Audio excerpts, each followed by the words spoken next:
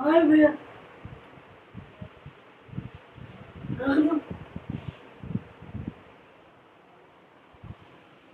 Why?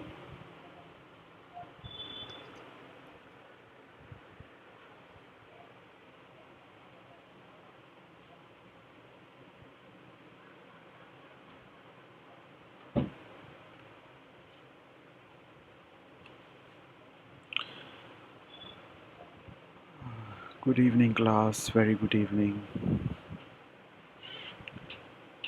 I hope you are all doing. I am your trainer for your session. Welcome to the session series of Principles of Plant Biotechnology, where I will take you the journey of basics about plant biotechnology, what is happening in the field of plant biotechnology, various methods, techniques, applications, all will be taken care.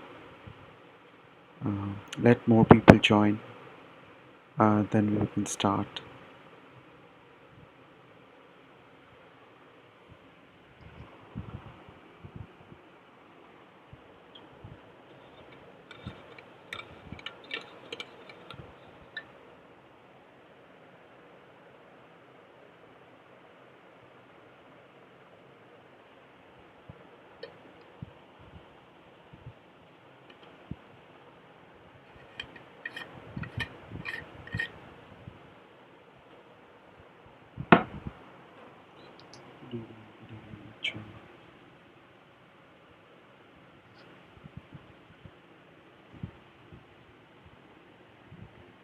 So we start at 8, it will end at 10, so it will be 2 hours each day.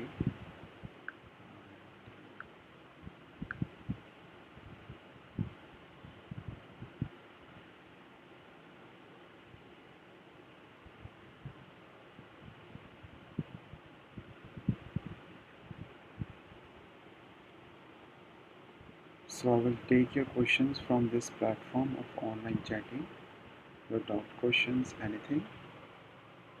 And yeah,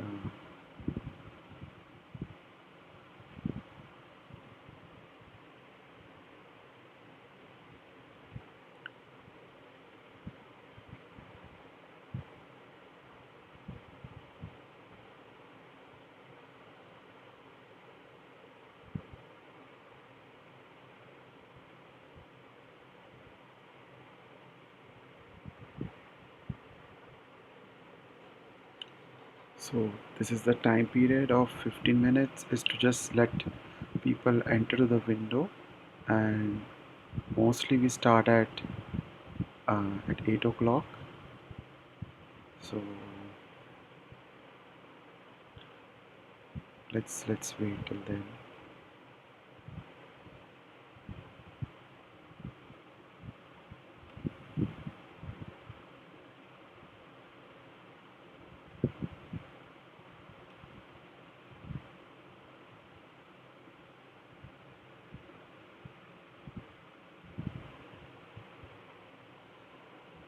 Today, your topic for your studies will be introductory. So we just relax today. It's not so much on the first day of your class. So um, so it's just let you familiar with what we're gonna study, what are the things we have to go for, get to know about you a little bit. This is small group. This is not a big group. So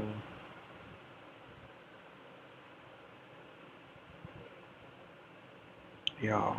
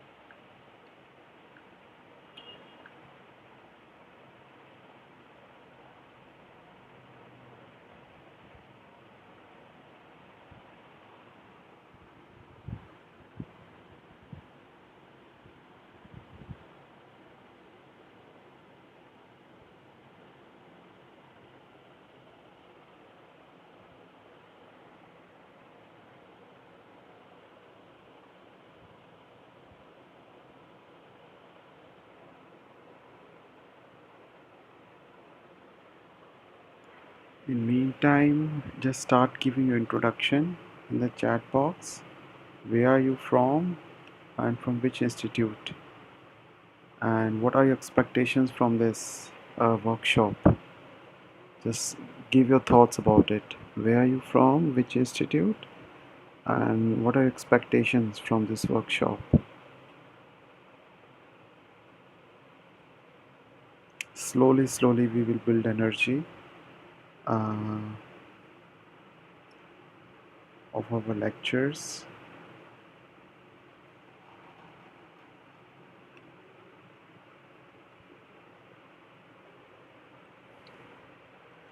So mainly in this streaming, what will happen, I will share my screen, my presentations with you, and when the presentation is over, um, I will take you to the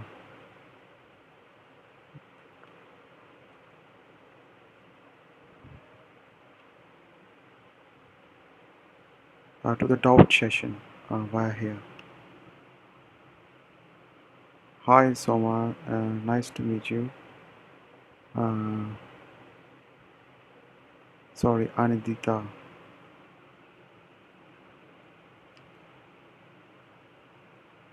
Hello, Sanchana. Welcome to the class. Welcome, everyone.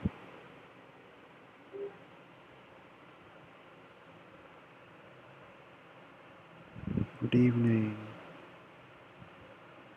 Oh, great. That's good. That's good, Nitya. So I will teach you the whole syllabus, what you are taught in the at the BSc level or at the MSc level of plant biotechnology. So I will teach you the whole course of plant biotechnology. I will share you the syllabus, what things we're gonna do, and also the presentations. So please tell your friends to join if you're in groups or so to be part of the session today.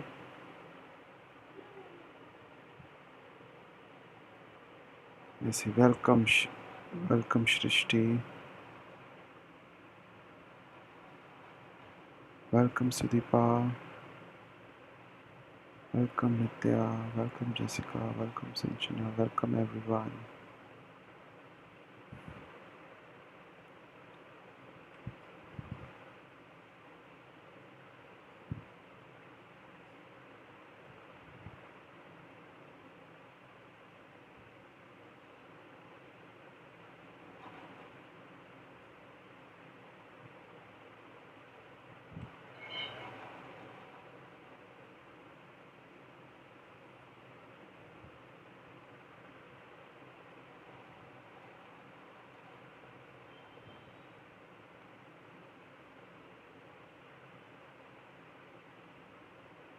Okay, Shita, we will take care of that.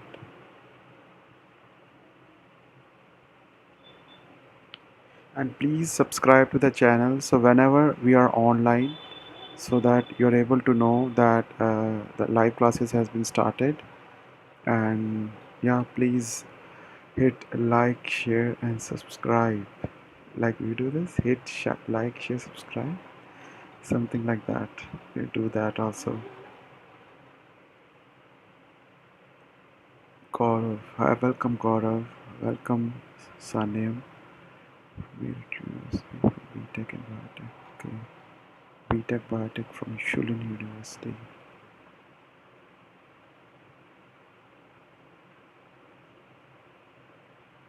Yeah, we will provide you a copious amount of knowledge. Yeah, little bit, Sanchana, little bit practical knowledge will be there. Not much, but I will try. I will try my best to teach you. So, how many of you, out of all you, were in the MBBT course? Were you in the MBBT course we had before? Molecular biology and biochemistry technique course? Any of you was there before the course that we had from the last 10 days? We finished just yesterday. So you will understand how what. Okay, so Smana Biswas. I think you send me your review also. So some students will understand the way of my teaching, and some will be new for this. So this the one who are new to this. So I will follow the same task with the various virtual labs and. Uh,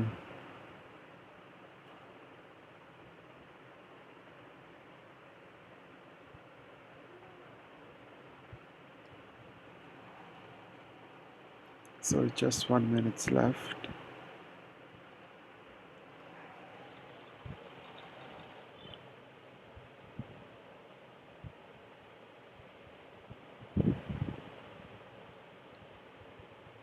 Okay, okay.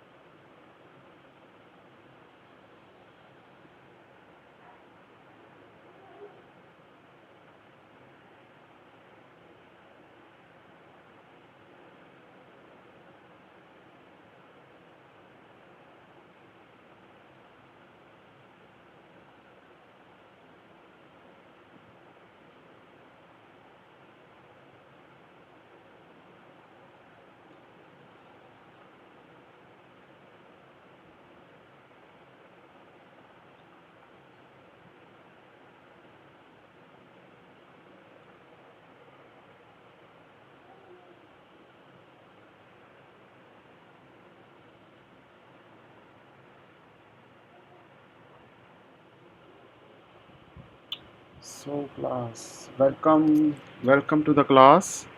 Uh, you're you're heartily welcome to our session of Principles of Plant Biotechnology, where you'll be going through the many techniques and basic about the applications of plant biotechnology. What is basically? Could you anyone let me know what is plant biotechnology is?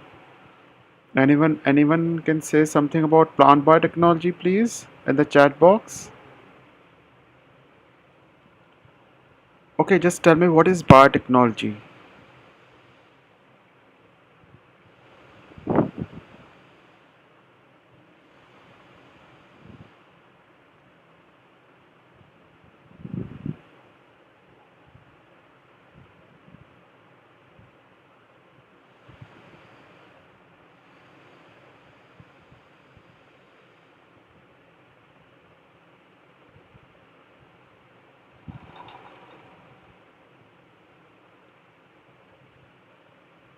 Yes,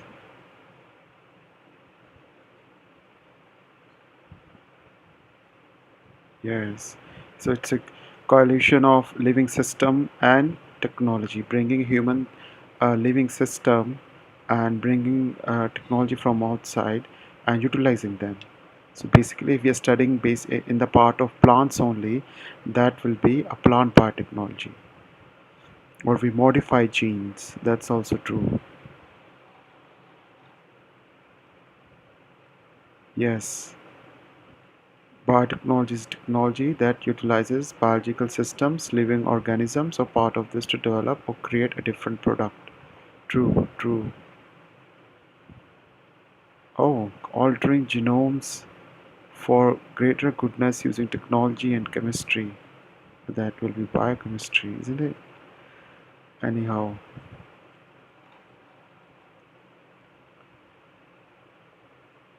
technology which use biological system to develop different products.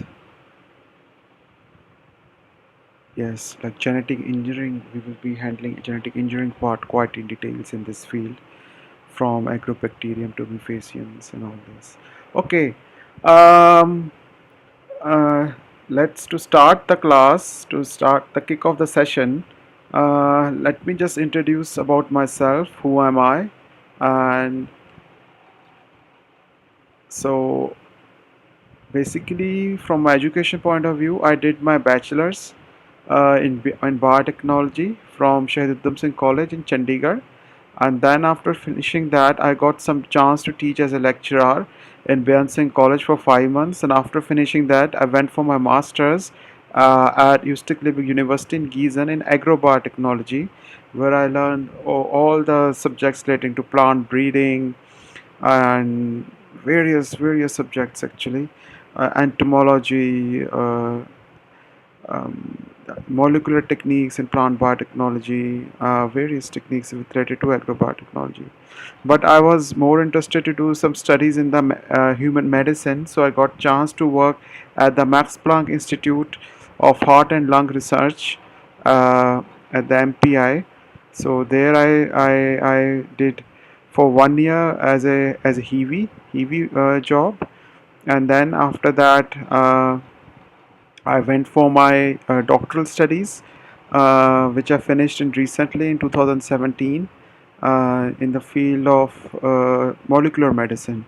So I worked in the hospital where I was dealing with the redox regulation of protein phosphatase 1 protein and ER stress regulation of CTGF in cardiomyocytes. So basically, I was dealing in the more into the human medicine side from the redox regulation perspective.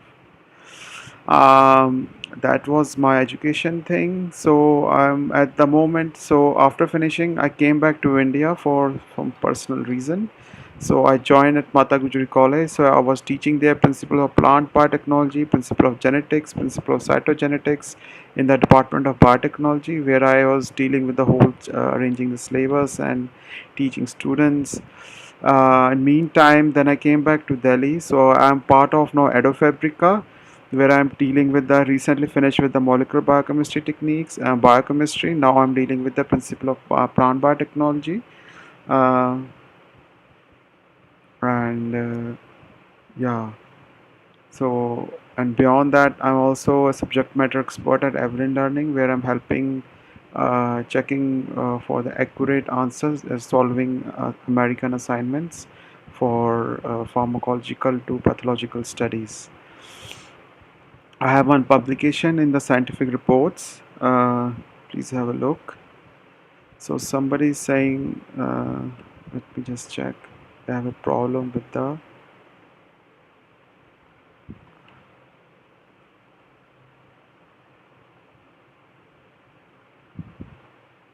Everyone is able to watch the video, or is there any restriction?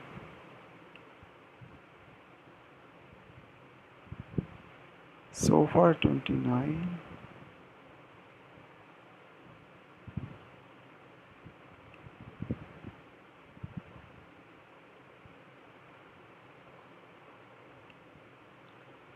There is one of your friend says AC that he has a problem in joining the live session.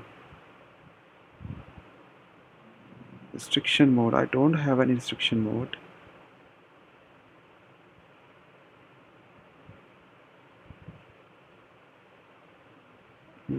Let all students be part of the session.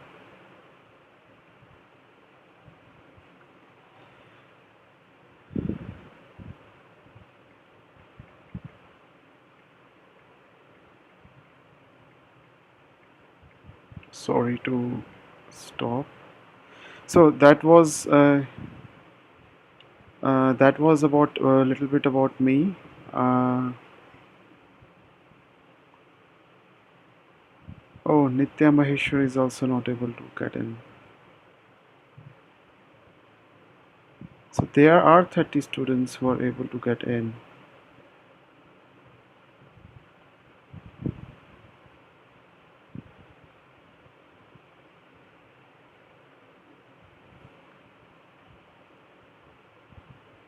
Hmm.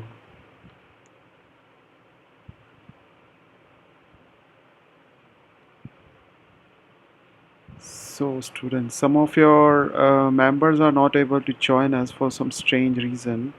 So we have to take care of them also. They can join, but they cannot see. Mhm.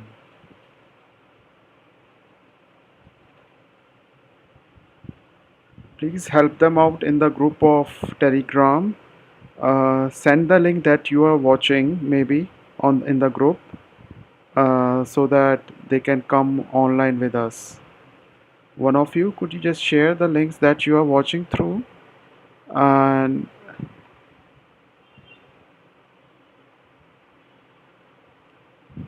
so I can also share. So from here we copy. I had never this problem before. This is first time some students telling me.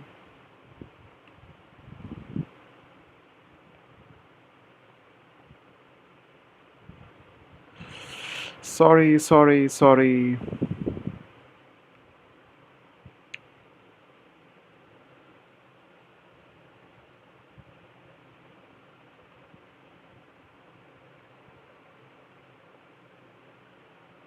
So please thumbs up who can see everything with the loud voice and screen to be very clear as crisp. If everything is fine, thumbs up. And if you can seeing everything fine, please share it with your friends in the group of biological plant biotechnology. And yes, everything is fine. Okay.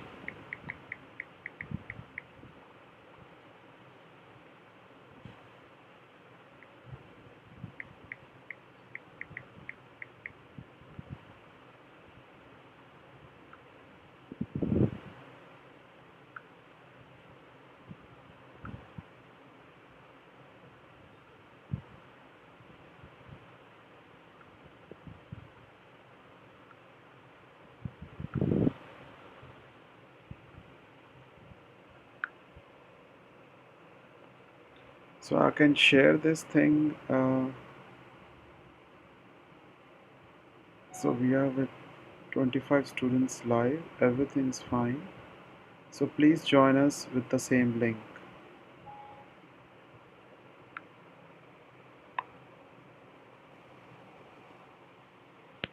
Please restart your computer then. Okay, I will start the session again.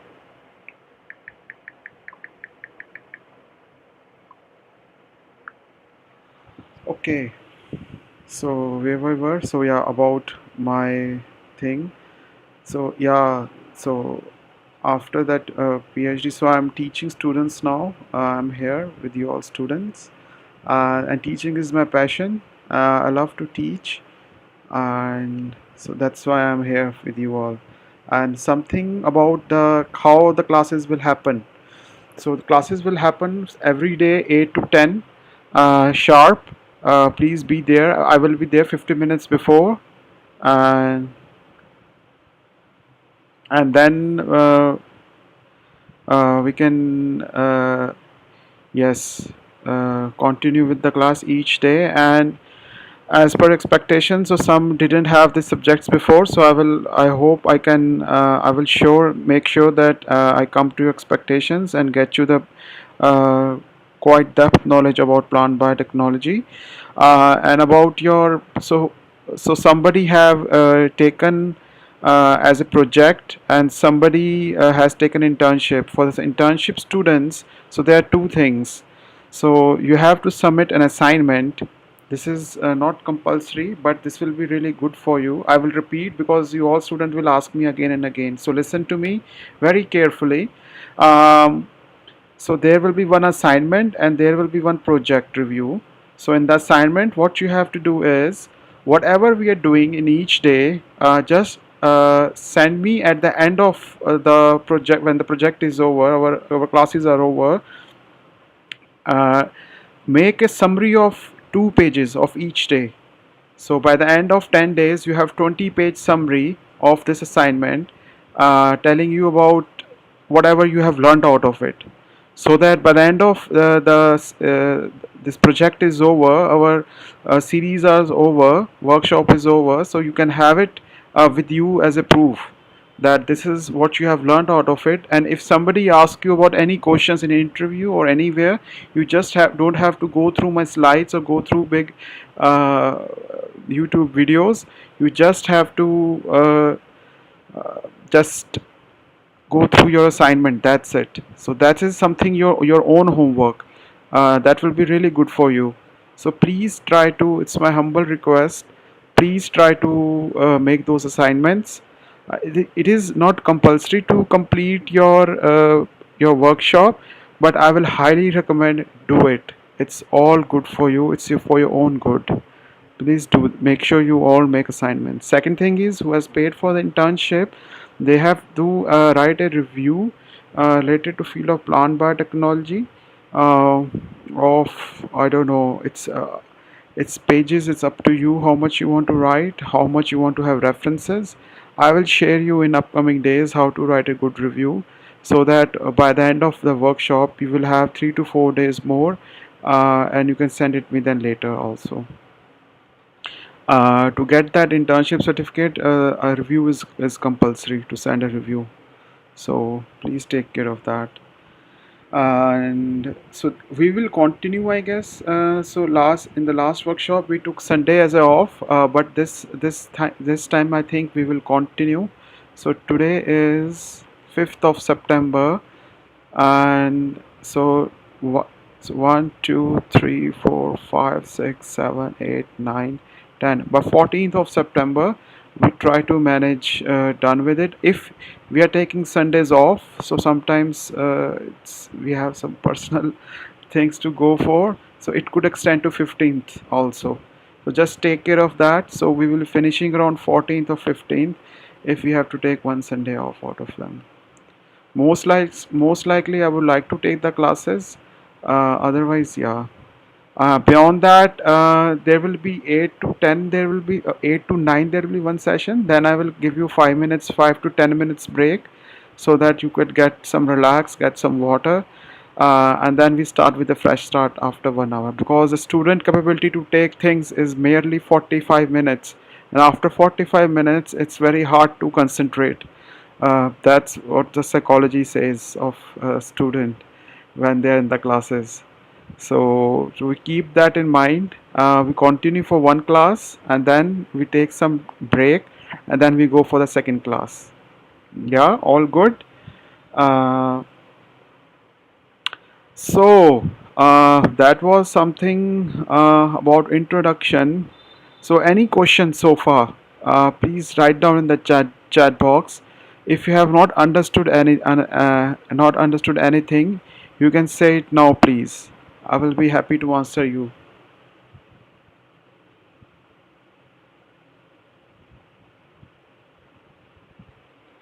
I hope everything is clear.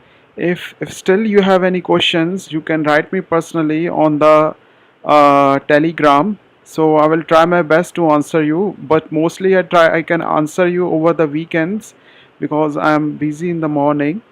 So but check timings of the classing is from 8 to 10 actually, and it will go for 10 days. So yeah, and I will finish your just wait a second.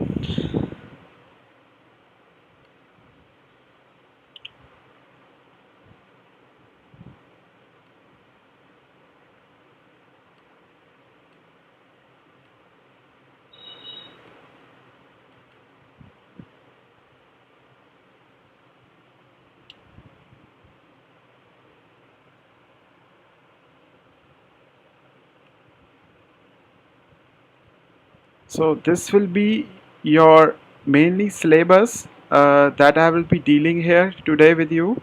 There will be two units, unit 1 and 2. Each topic will be covered in them. Okay, and also practicals I will try to bring it from the books if I can, to demonstrate you. At least I can demonstrate isolation of DNA by virtual lab, demonstration of gel electrophoresis technique I can show you a virtual lab, and some of the other culture like these I can try. How can I teach you in more practical way? Moreover, these techniques I will also try my best to teach you every day with more practical point of view, so that you can understand why we are studying them. Because to every question there should be why you are studying that, what is the reason behind it, and what will be the outcome. So all these questions need to be answered while you are studying. Just ask yourself why um, micropropagation is so key technology in the plant biotech field. Why embryo culture is better than ovule culture. So just have these things. So this will be your a little bit of showing you that these things you will be covering, and every day whatever the workshop we are done, so I will provide you uh, with the presentations will be provided, all the text, and also all the videos that I will show you, that will be provided to you, and also the link that what we have done for today, it will be recorded in the uh, it will be done recorded, and send it you the link also for the same, so you can have a view over the overview about it.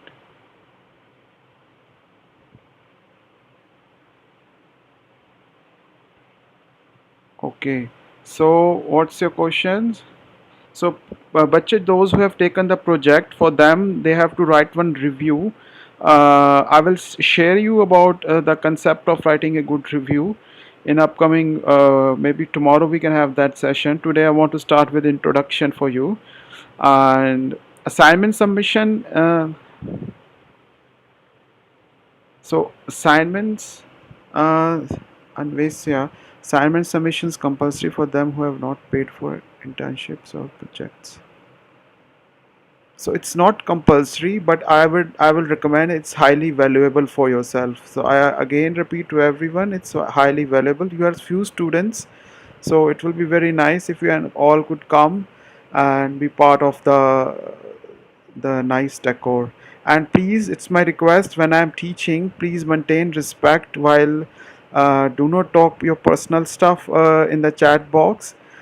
And if somebody is caught while doing so, getting having a disturbed decor of our workshop, we will try to report spam, and might be your certificate might be hindered also. So take care of that, because some students did that last time and we have taken strict action against them.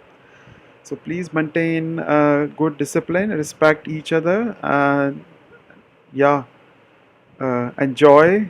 Just these workshops are meant to enjoy for yourself. Just learn as much as possible and take as much as you can from me.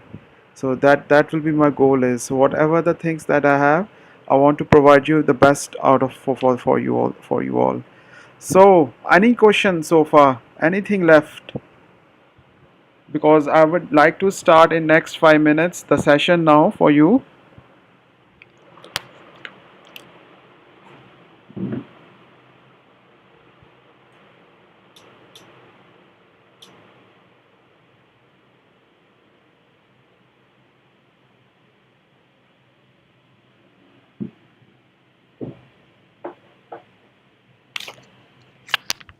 Yes, all lectures will be uploaded each day on the Telegram within the group.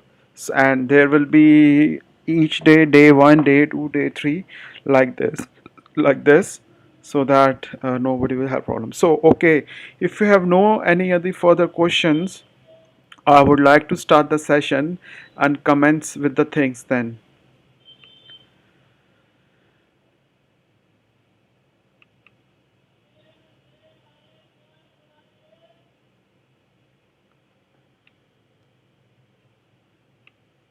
So, as we have discussed already, you have a very nice introduction about plant biotechnology. Why plant biotech? We are studying this part. So, in this field, we're starting with the unit one. Today, we will be dealing with the unit one two parts. One with the concepts of plant biotechnology, and second will be the history of plant tissue culture. So that will be a long history I have to teach you today. Might be boring for some, might be interesting for some. So have some patience to go through that part.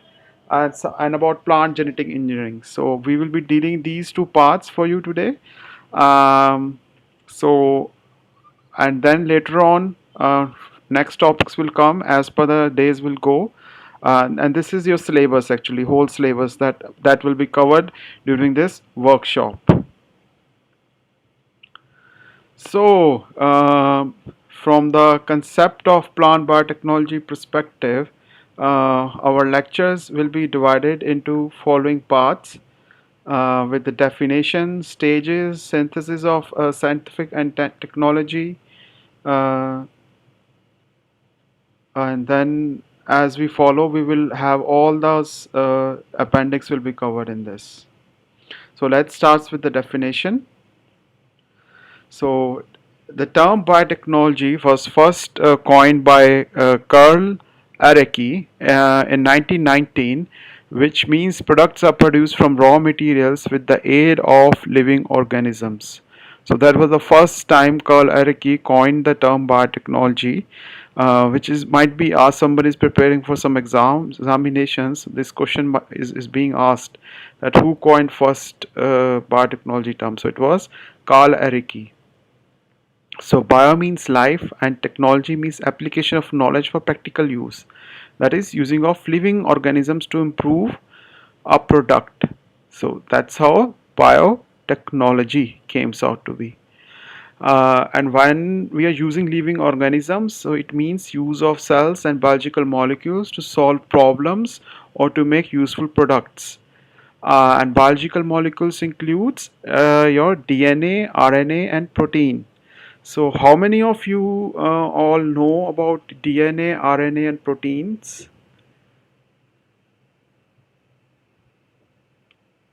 So, is your molecular biology perspective is how many of you students is clear from DNA, RNA, and protein?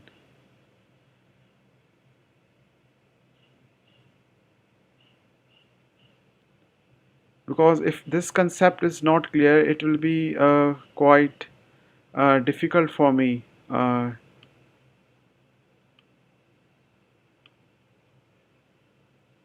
So sums, I think for few it will be clear, for few it might be not.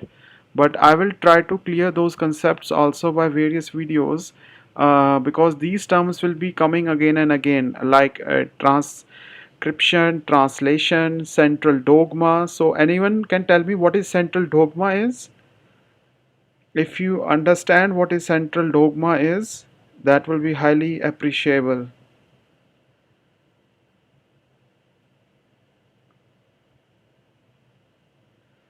Okay, good.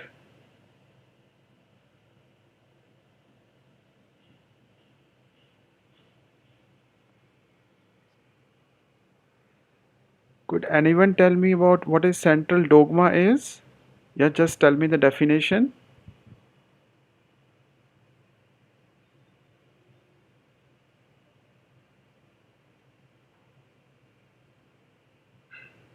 Yes, yes, DNA to RNA to protein. So that is from transcription to translation.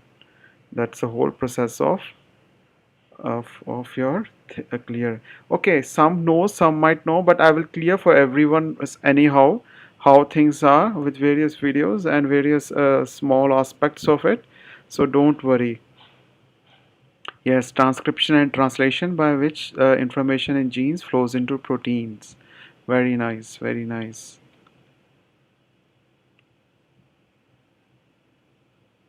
So that's good to hear that your basic concepts are cleared. Uh,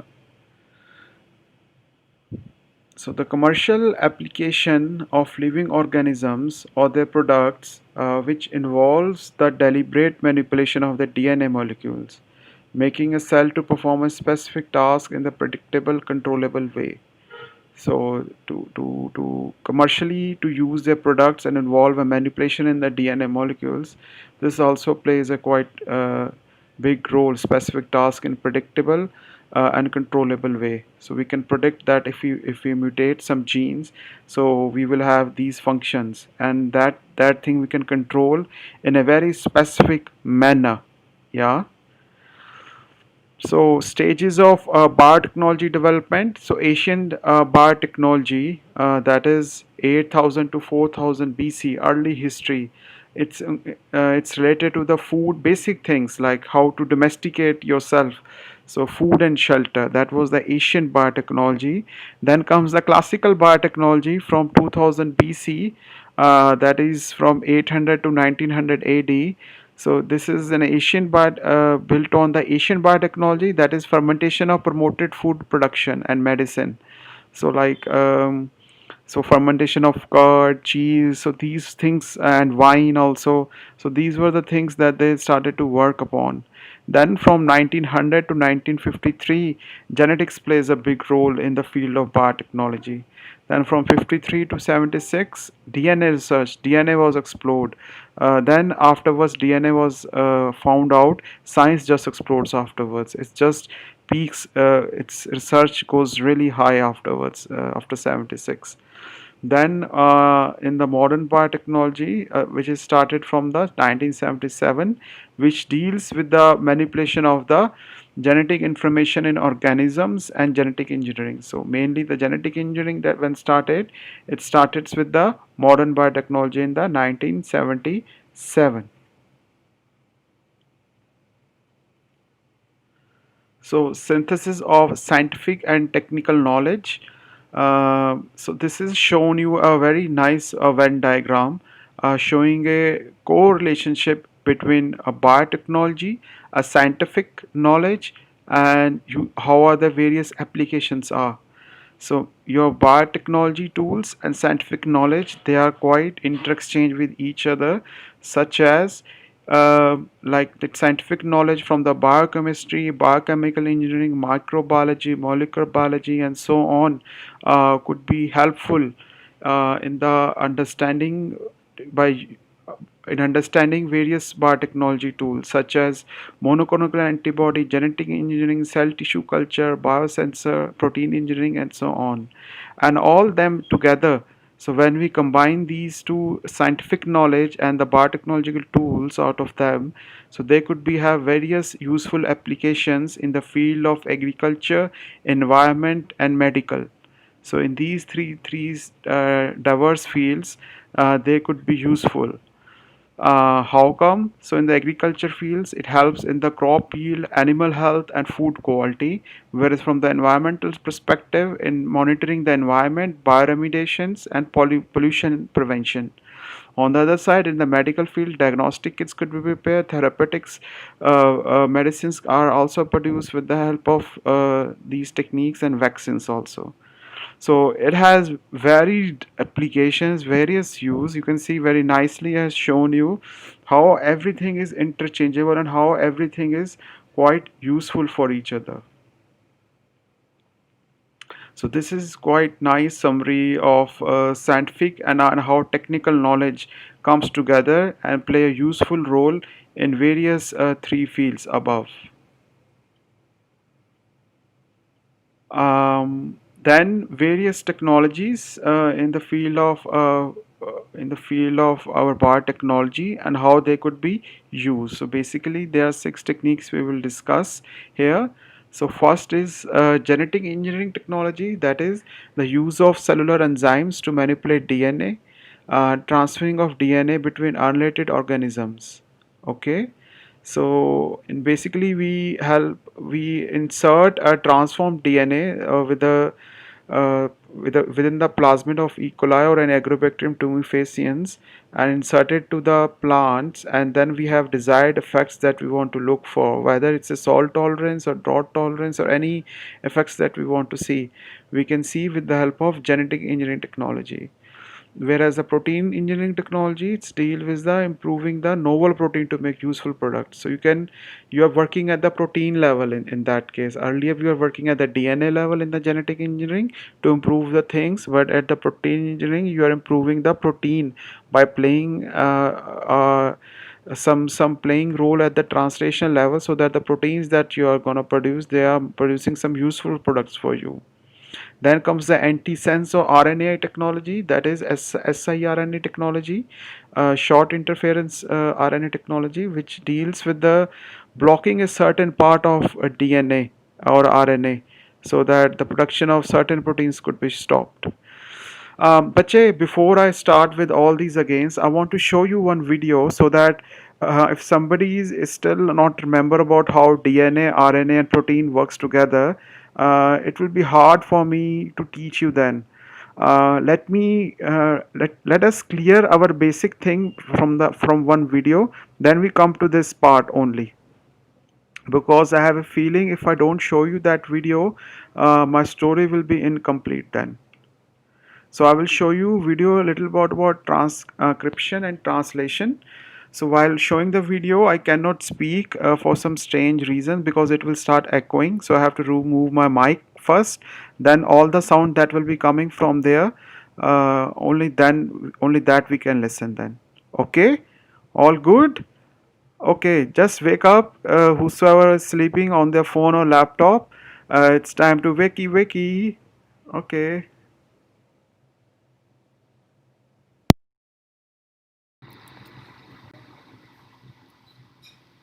Transcription and translation are the processes that all living things use to read the information in DNA and build proteins.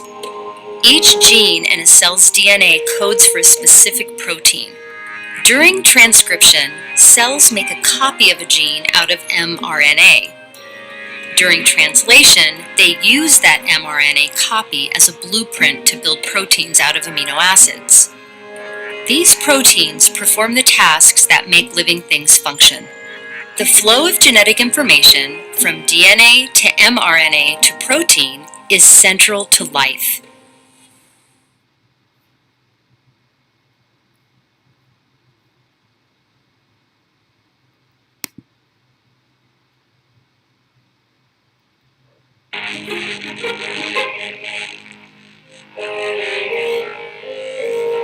Inside the nucleus, RNA polymerase attaches to a gene.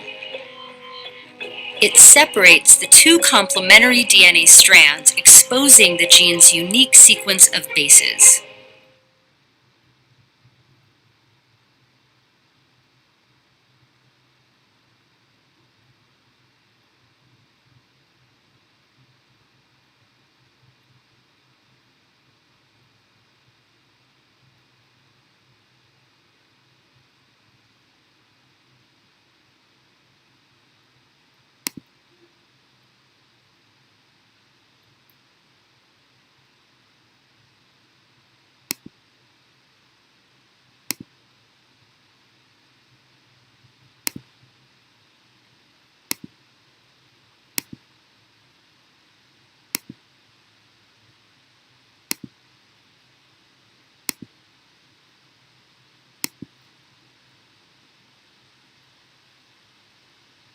When the end of the gene is reached, transcription is complete.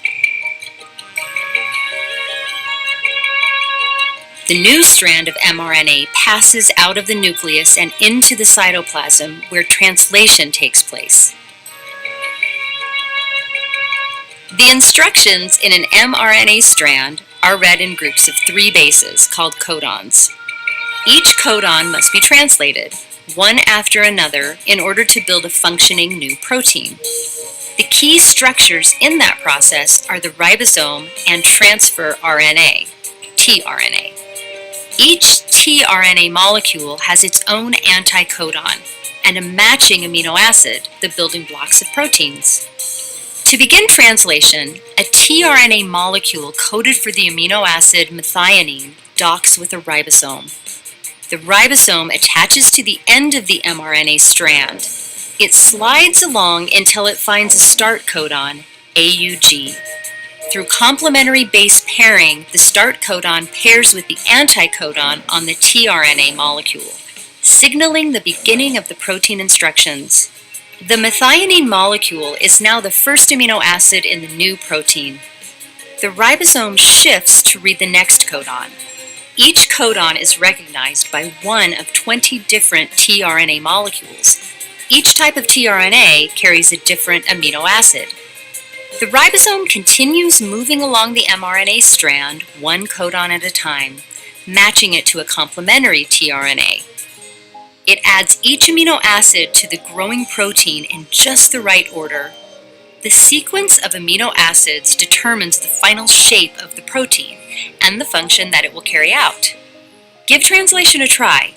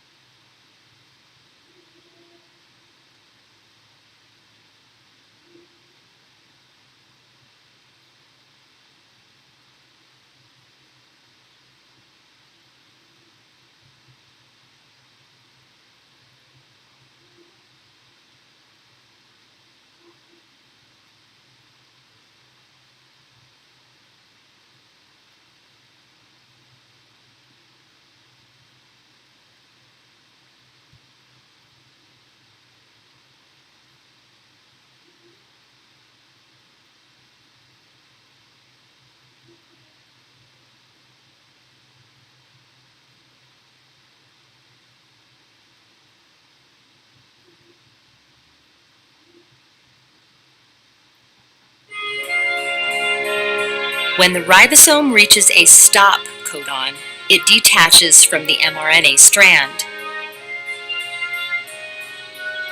The chain of amino acids folds into its final form and the new protein is complete.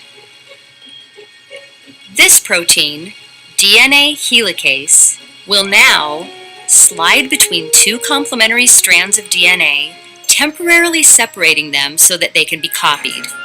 The incredible processes of transcription and translation enable cells to carry out all of the functions necessary for life.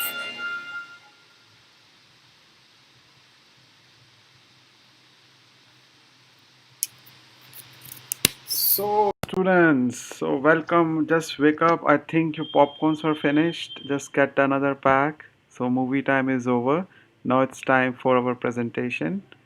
I hope your basic about now central dogma is clear now, and we can carry on with our lecture. Yeah.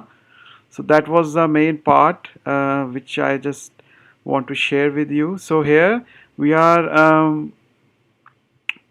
We have understood that how ribosomes and transfer RNA, they're all helping to produce us proteins with the anticodon structures, and the stop codon when it stops, with the start codon when it starts. And first, within the nucleus, the transcription is happening, mRNA is produced, then it has been transferred out of the nucleus, and then yeah, your protein structure is being produced in the cytoplasm with the help of ribosomes and tRNA, and then hence your protein. So once the proteins are produced, so we can stop their functions by putting siRNA. We can just we can stop them, and hence the function that they were doing, it will be not anymore. So we can do also that technology. Then further, cells and tissue culture technology under laboratory conditions to produce an entire organisms or to produce new products. So we can also help with the help of cell and tissue culture technology by this.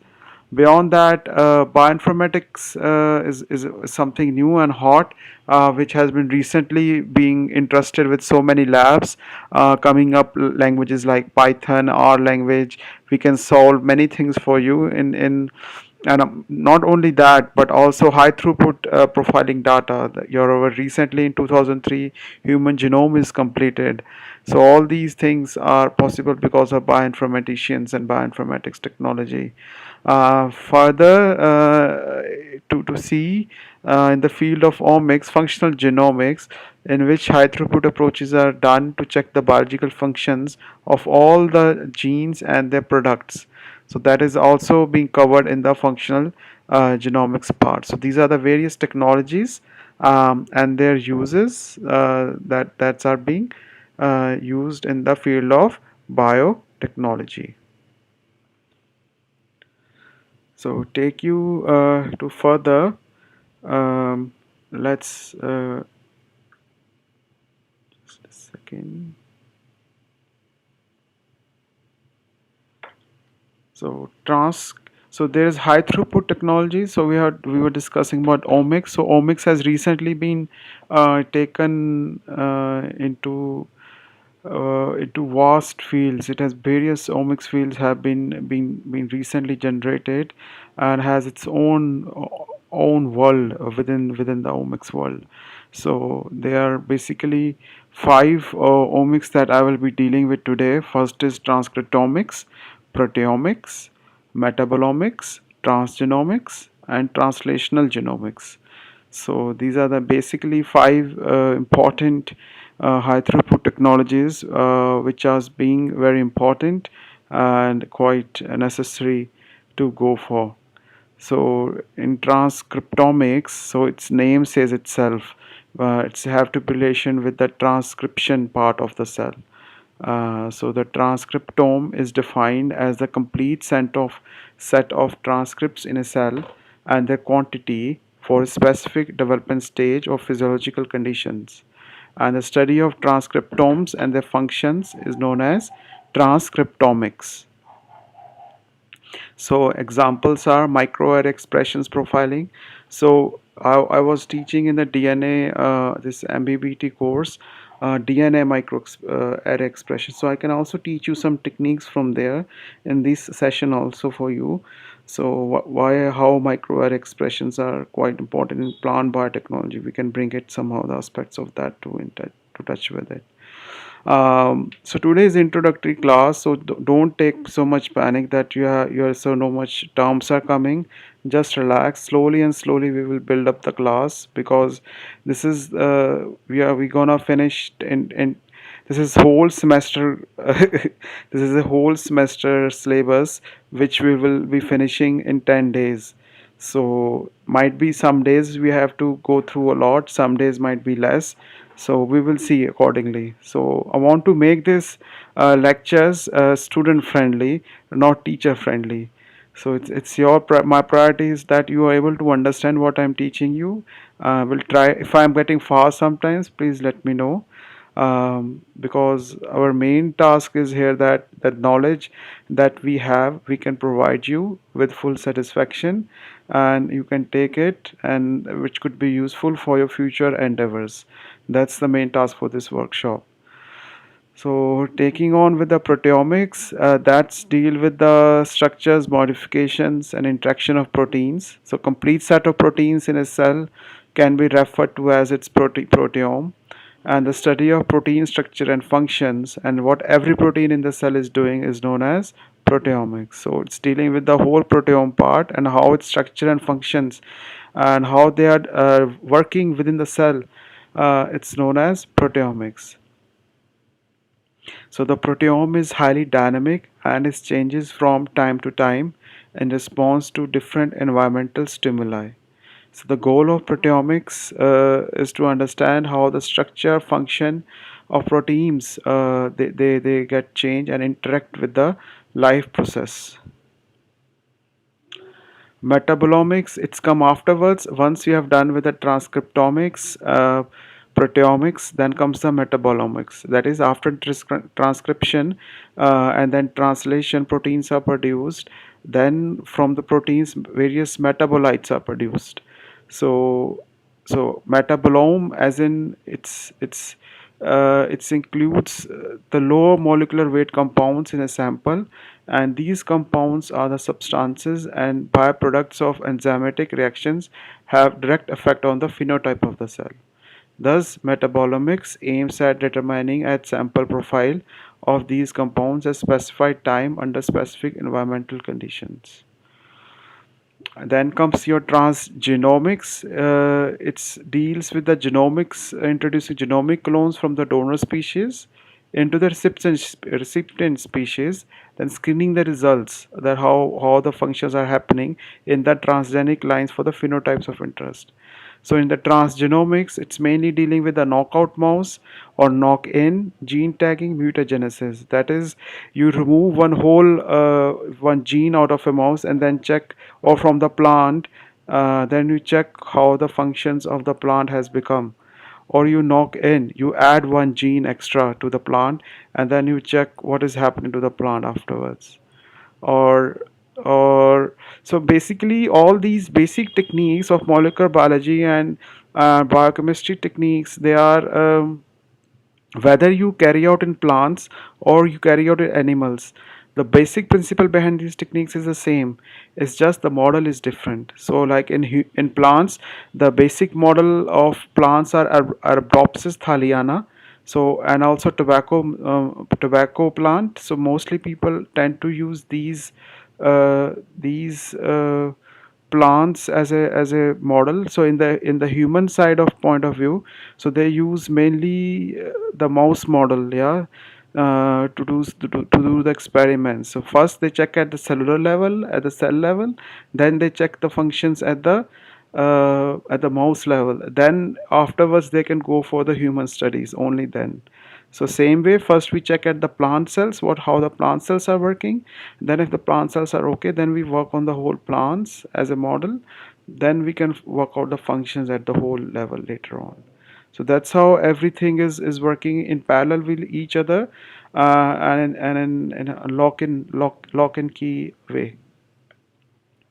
Then comes your translational genomics. This is a emerging field of translational genomics research harnessing the power of new discoveries resulting from the Human Genome Project.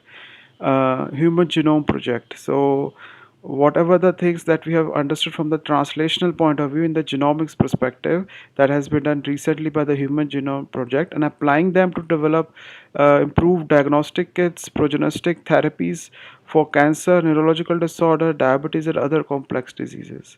So this is how these techniques are helping out us to do so.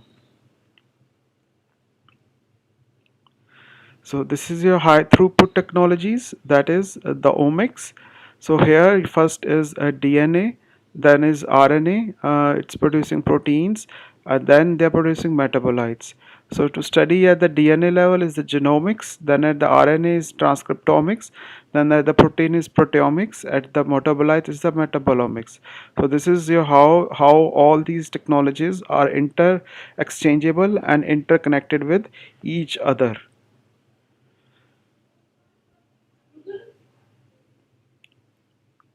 So, plant biotechnology or agriculture biotechnology, what is it and how? What are the main objectives of these are? So, we will deal with this in this part. So, a process to produce a genetically modified plant by removing a genetic information, yeah, a process to produce a genetically modified plant by moving a genetic information from an organism, manipulating it in laboratory, and then transferring it into a plant to change certain of its characteristics.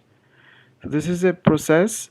So in a nutshell, it's a manipulation of plants for benefit of the mankind. So we manipulate the plants so that we can have a benefit for our mankind. So the plants that are mainly manipulated for two major objectives. So plants here are that are manipulated so mainly for two objectives, that is crop improvement and nutritional value of the crop, so that we can have crops are improved, yeah, and also the nutritional values are improved. Within the crop improvement, what we want mainly in the plants, we required herbicide tolerance, pest resistance, drought tolerance, nitrogen fixing ability, and acidity and salinity tolerance. So we want all these five features that has been shown that could be added to your plants, so that could be benefit for the mankind.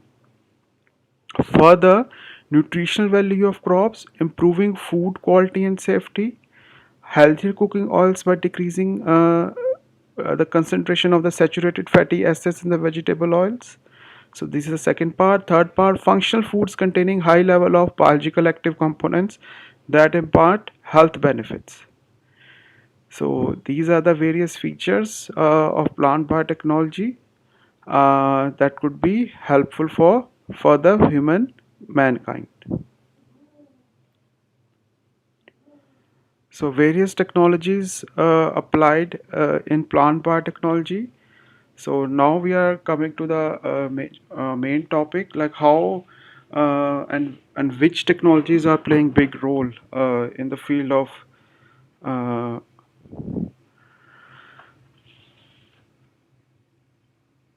in plant biotechnology. So basically, three basic technologies that we will be discussing in this chapters. That is genetic engineering, that is recombinant DNA technology. Then further, tissue culture, molecular breeding mass.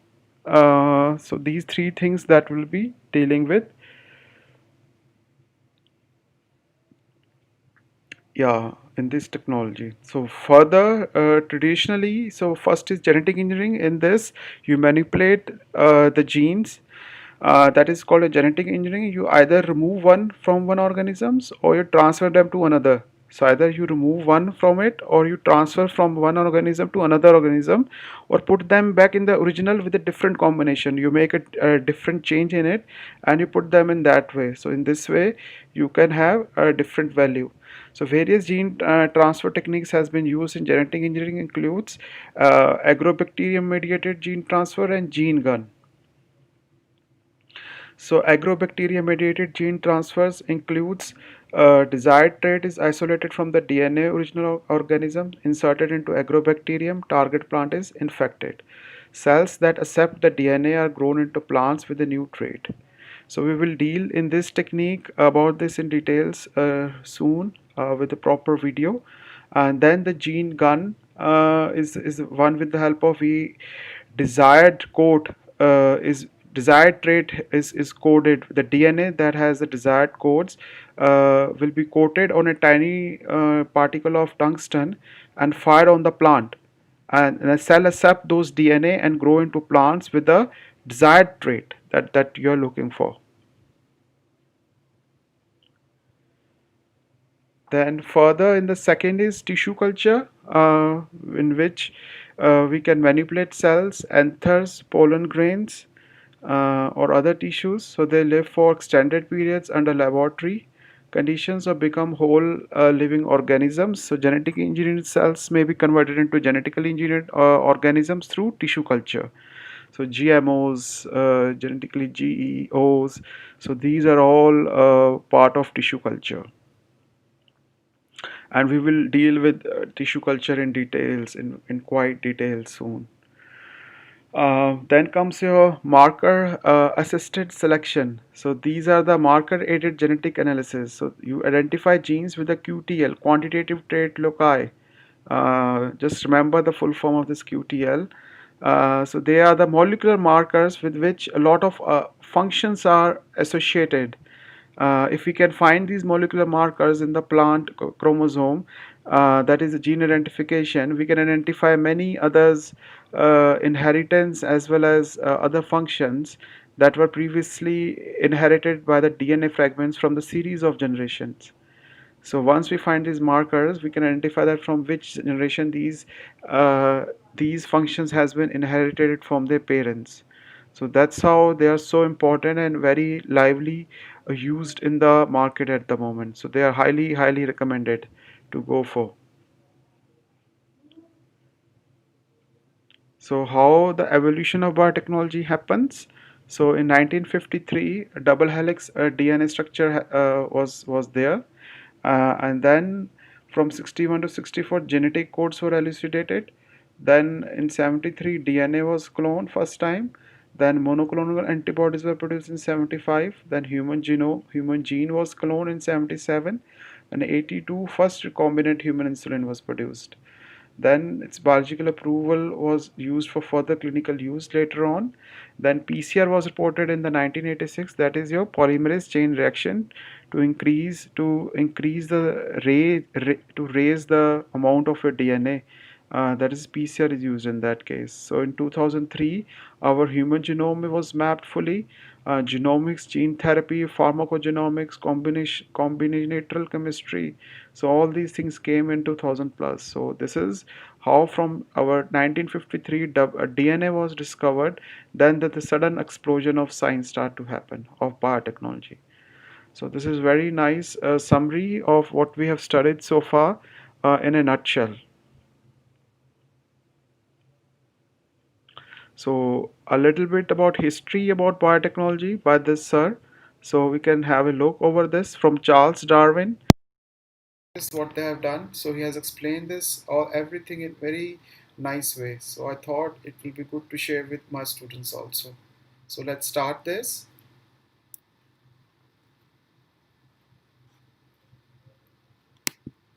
Hey everyone, welcome to No Ideas Media. I'm Nick Syke, and here's a history of DNA, genes, and chromosomes as fast as possible. Note, this is a history, not the definitive history. I am leaving a lot of important people out, but here's the highlights. Malthus, English, 1798. Did some depressing math. The food security created by agriculture raised the birth rate. He proved that agriculture couldn't keep up. He proved that even successful species could end up battling for limited resources. Darwin, also English, 1831. He read Malthus before that famous trip to the Galapagos. By 1859, he's finished writing on the origin of species. The idea of evolution was actually around before Darwin was born, but his big discovery was realizing that evolution isn't something like a tree that always grows towards some invisible perfect light. It's a lottery where nature has so many different tickets that it just can't lose. Mendel, he's a Czech, 1866, monk and a scientist, which is actually pretty common at the time. He's doing this just a few years after Darwin's book. Using only pea plants, he figures out that living things have dominant and recessive traits, but no one knows the mechanism, so his work sits unused for about 40 years. Miescher, Swiss, a few years later in 1869. To most, it seemed unrelated. Miescher sees something in the nucleus of cells. He even guesses it could have something to do with heredity.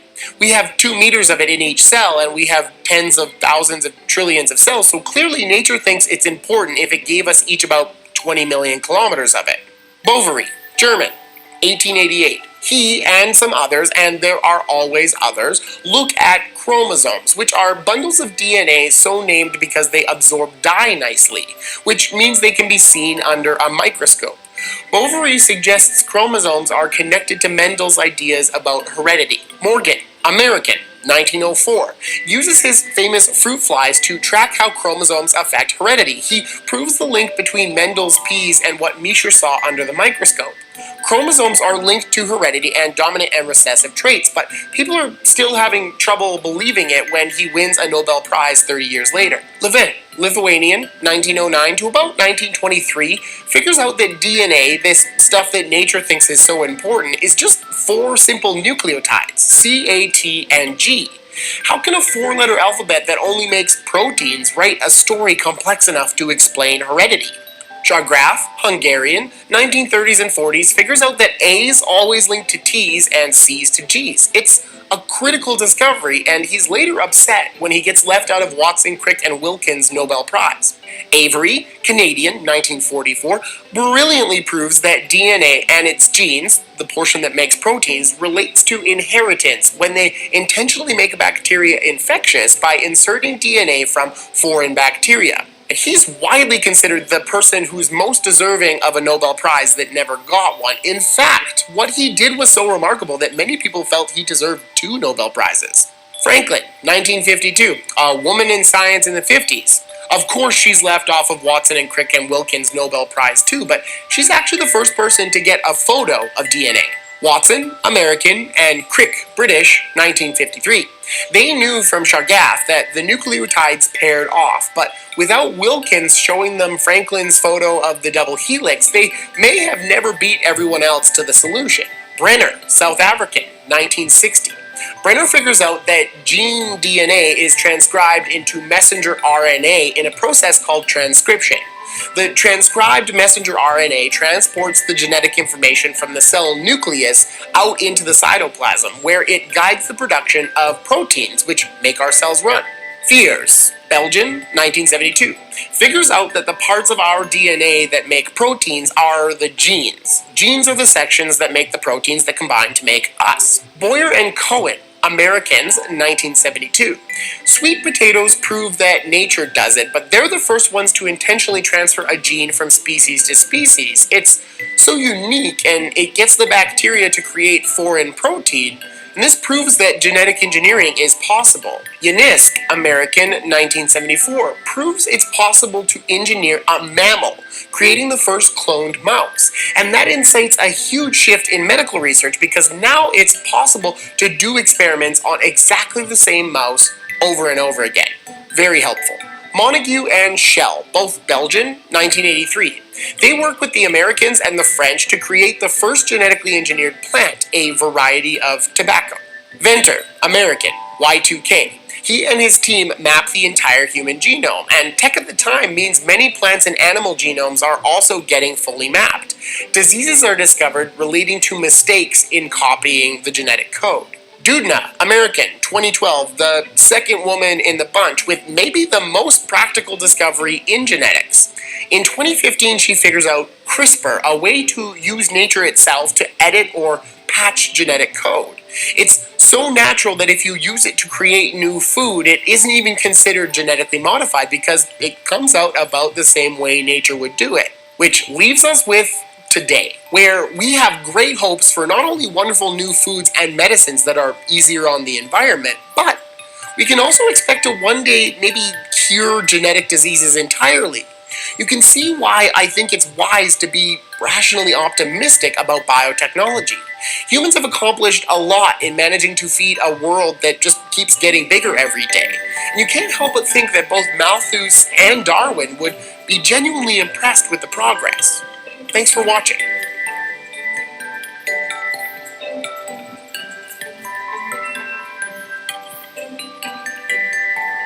So that was a quite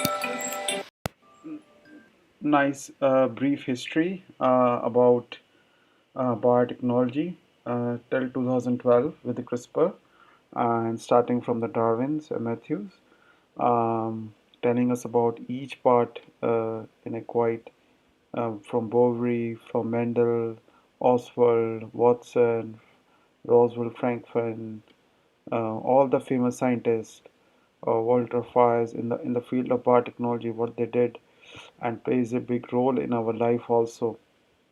Without them, things might be um, is not possible.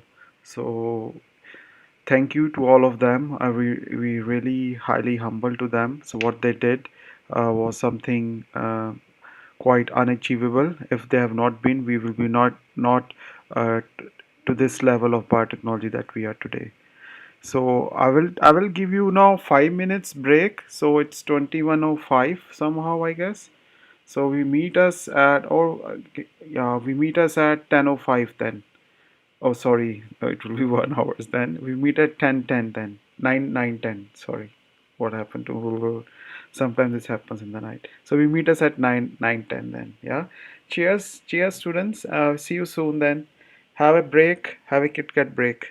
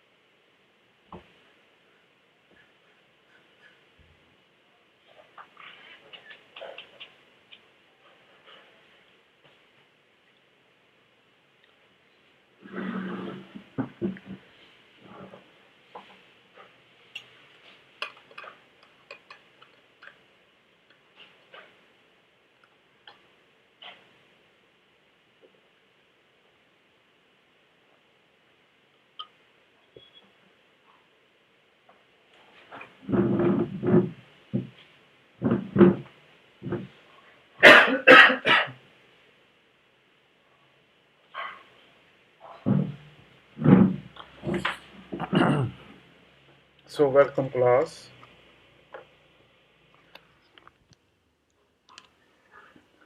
So let's get to the applications of biotechnology in agriculture. Um, so crop improvement, as we have discussed, built a resistance to the pest and diseases, plants with built-in tolerance to environmental conditions, improved color and quality. Pharmaceutically, we can have edible vaccines. So in plants, we can produce uh, in large amount in the form of eating vaccines with the help of plant biotechnology, and then we can improve the taste and nutrition of the food, handling the qualities of it. Further industrial point of view, we can produce plant that are biodegradable plastic fuels and other products. Also environmental cleanup, bioremediation is happening because of biosensors. Also other pesticides made from naturally occurring microorganisms, insects are possible also from this technique. So that was from the in agriculture plants perspective, and now next is from the agriculture perspective in the animals, how it could help. So in food point of view, it could increase the milk production, leaner meat in the pork, growth hormones will be raised in the fish that's earlier in market ready fish. The fish could be really big soon with the help of growth hormones. Pharmaceutically, you can engineer animals to produce human proteins for drugs, including insulin and vaccines, like we have done in the cattle, in the cow, to produce human vaccine. Then in breeding, we can have some disease tolerance animals, exact copies of desired stock that we're looking for. Increased yield is possible in that case. Then, in the health perspective, microorganisms introduced into the feed for beneficial purposes, diagnostic for disease and pregnancy detection, animal engineered to produce organs diseased suitable for transplantation into humans. So, all these are possible in the health perspective. Um, then, pharmaceutically, animal are engineered to produce human proteins for drugs, including insulin and vaccines. How it is? So you can have that bacteria, also that DNA particle, which can introduce, target the protein construct into the embryo, and then transfer into the recipient female, and breeding of the founder will happen here. Then transgenic milk production herd. So transgenic milk will be producing from them, and then from them we can have purified drugs out of it. So from here it started into the embryo, the drug that we are looking for inserted into the embryo, and then from the recipient female we breed it with the founder, and then from the transgenic milk productions herd, we have purified drug out of them. So this is how you can achieve in the pharmaceutical perspective. So that's it. That was the first part of our today lecture, concepts of plant biotechnology. Now comes the sorry, logi.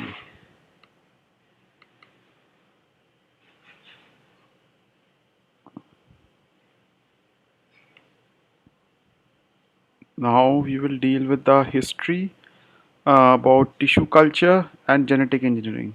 A little bit about tissue culture, about history of tissue culture and genetic engineering, what has been done in that field.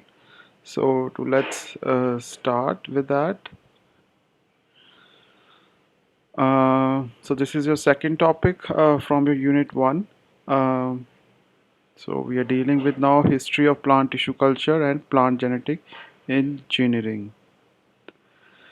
So this will be the appendix. We will deal with definitions, a little bit about definitions about tissue culture. What is it? Some chronological major events that has happened in the field of plant cell and tissue culture. Then comes the third part as a genetic engineering. What is genetic engineering is all in all actually. So plant tissue culture broadly refers to the cultivation of in vitro of all plants parts, whether a single tissue or organ. So it's a growing of your cultivation of a plant's culture into whether you use single cell or tissue or organ under aseptic conditions. Yeah, under aseptic conditions, you use this. So recent progress in the field of plant tissue culture made this area as one of the most dynamic and promising experimental biology. So these techniques are being used quite highly in recent years. So you can see the overview of tissue culture process. uh, so here first you have a plant. From this you can either take one leaf of it, you excise that part and you grow into the tissue culture, or second part is you can isolate the cells and then you grow in the tissue culture. Then from there you will have roots, you have shoots both growing up, and then fully plant growing, and then you transfer them into the soil. Then your whole plant will be coming out of it. So this is the main principle behind your plant tissue culture, that is, you cut a small bud or leaf part or isolate the cells out of your source plant.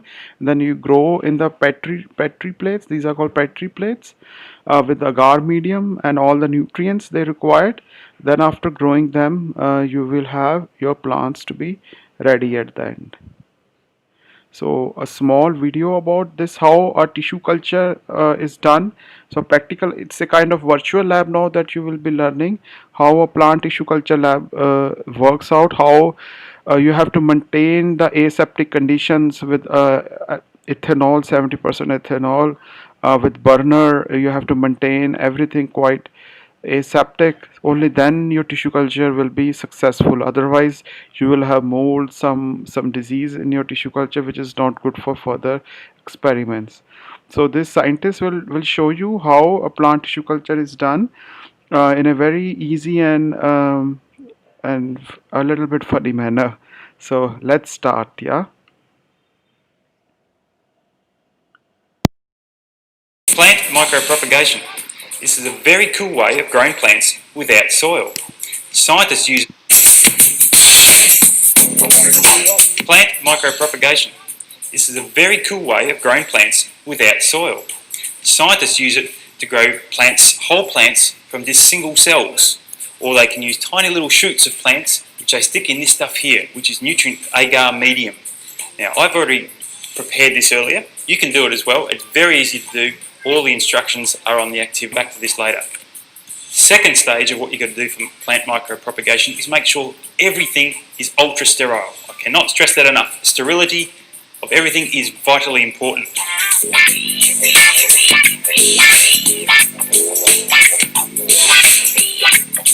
Okay, your second step is to prepare your sterile tank. This is where you do all your propagation work.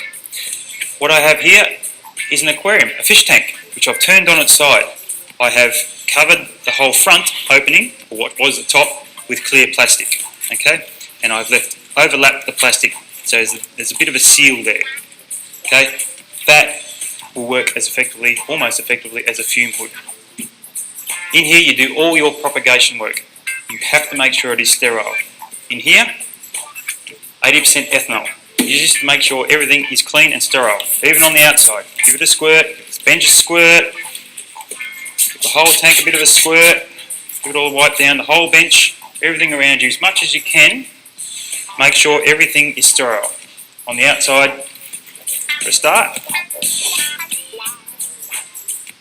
Now, inside. Even more important. Back on your plastic, on your hands. You'll be doing that a lot today. Rag. Okay, that should be sterile. The next step is to sterilise our equipment, because did I mention that you need to sterilise everything? The reason for this is because there are fungal spores everywhere. If you're not sterile, you'll grow things really well, but it'll only be fungus. So, okay, get your alcohol. This is my little tool tray. It's a bit of a spray. Dip it out, put it in your chamber. Now my tools are a scalpel and forceps. And in here I have bleach and distilled water. So what I've got to do, dip them in the bleach, in the distilled water, put them on my tray. Same with the scalpel. Very careful, of course, it's a scalpel.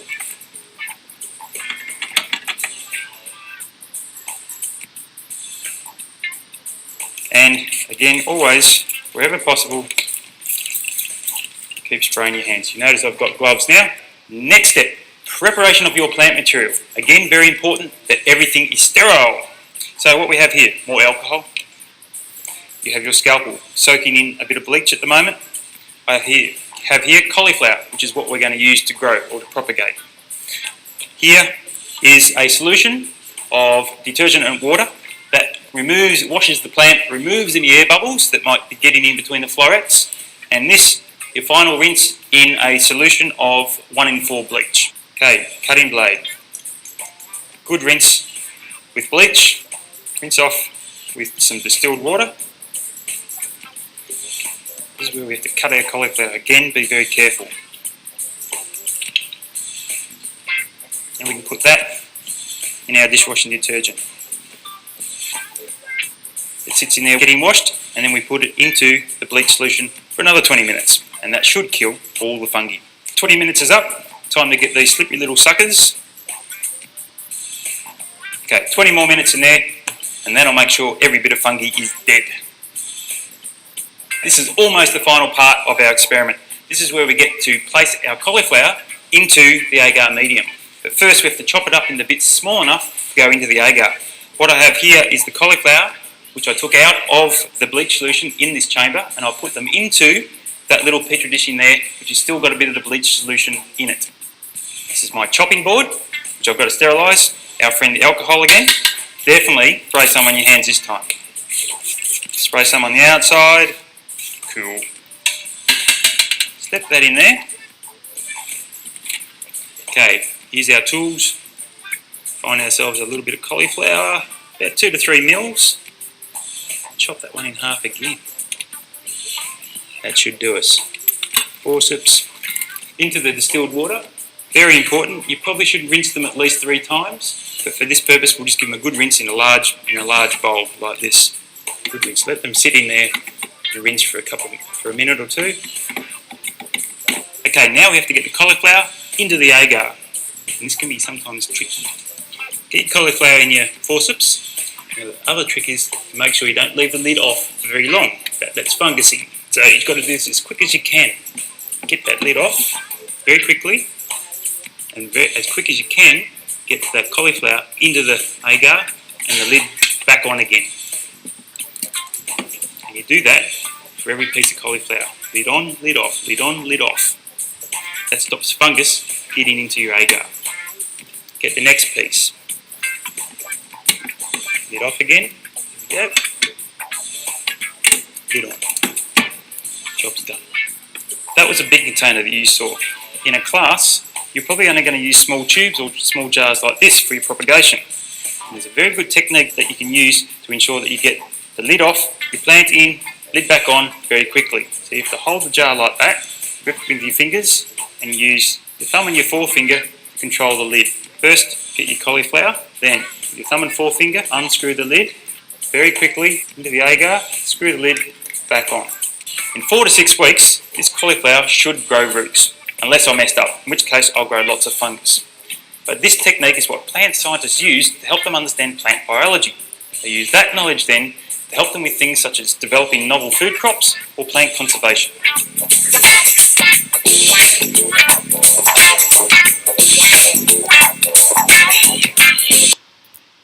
So, students, that was about plant tissue culture. I hope you have understood how mainly they showed with you cauliflower in the petri dish with aseptic conditions. They have started to grow the shoots and roots, and then how the whole cauliflower could be grown from there itself, from just one part. So that's the basic part of plant tissue culture. That's how it works out. So this is in the mean of definition. This is a new technique that has able to increase in the field of studies of totipotency, nutrition, metabolism, division, differentiation, preservation of plant cells. So this is we will deal with that part in upcoming time also with all these definitions, how they are quite important in the plant tissue culture.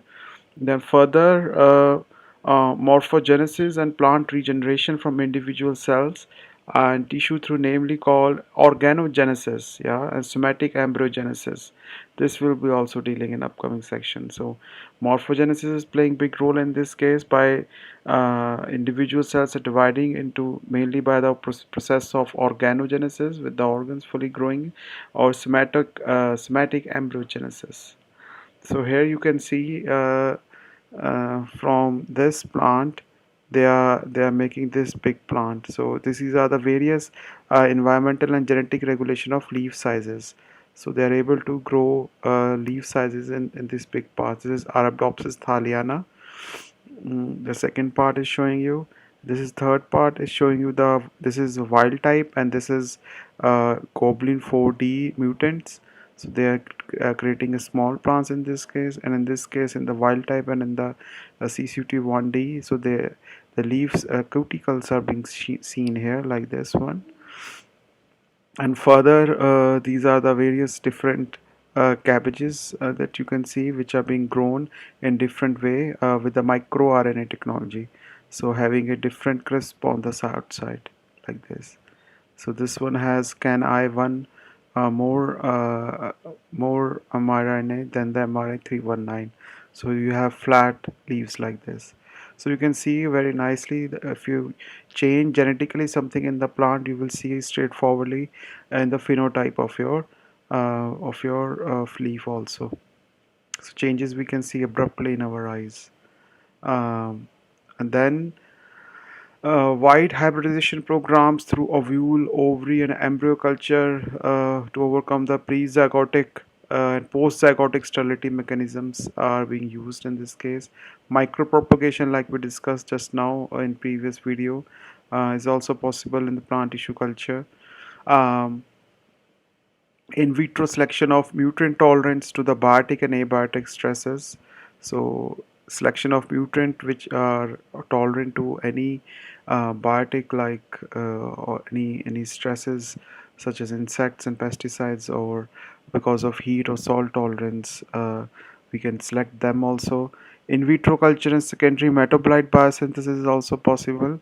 Further, plant genetic engineering through in vitro culture methods and DNA transfer technique is also possible. So below you can see a micropropagation of a plant of axillary bud method. In upper lower, as we can see, rosette plant. Bottom we can see a plant which got elongate. So this is the rosette plant. In this we take the meristem or shoot tip of the plant, then the shoot is developed, then with the help of cytokinin axillary branching happened, then at the end you have rooting of axillary formed shoots. So your shoots also start to come from the axillary formed. On the other side, from the bottom plant, so you can take the meristem or the shoot tip of the isolated shoot, or you can take the node isolated from them, and then the shoot is developed. Further the cytokinin are developed, and then the axillary branching is done in that case. Then axillary branching, then again the rooting of the axillary form shoots are happen in this case also.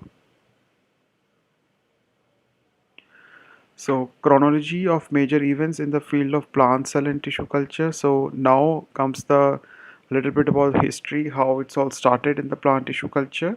So let's continue with that.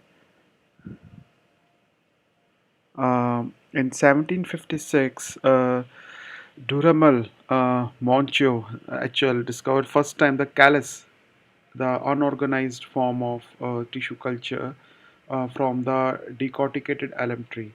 So he was the first forward discovery of plant tissue culture, so we can say.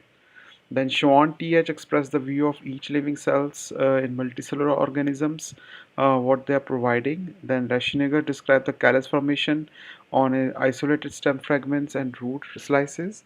Then Morgan TH Morgan coined the term totipotency to describe the capability of a cell to form an individual plant.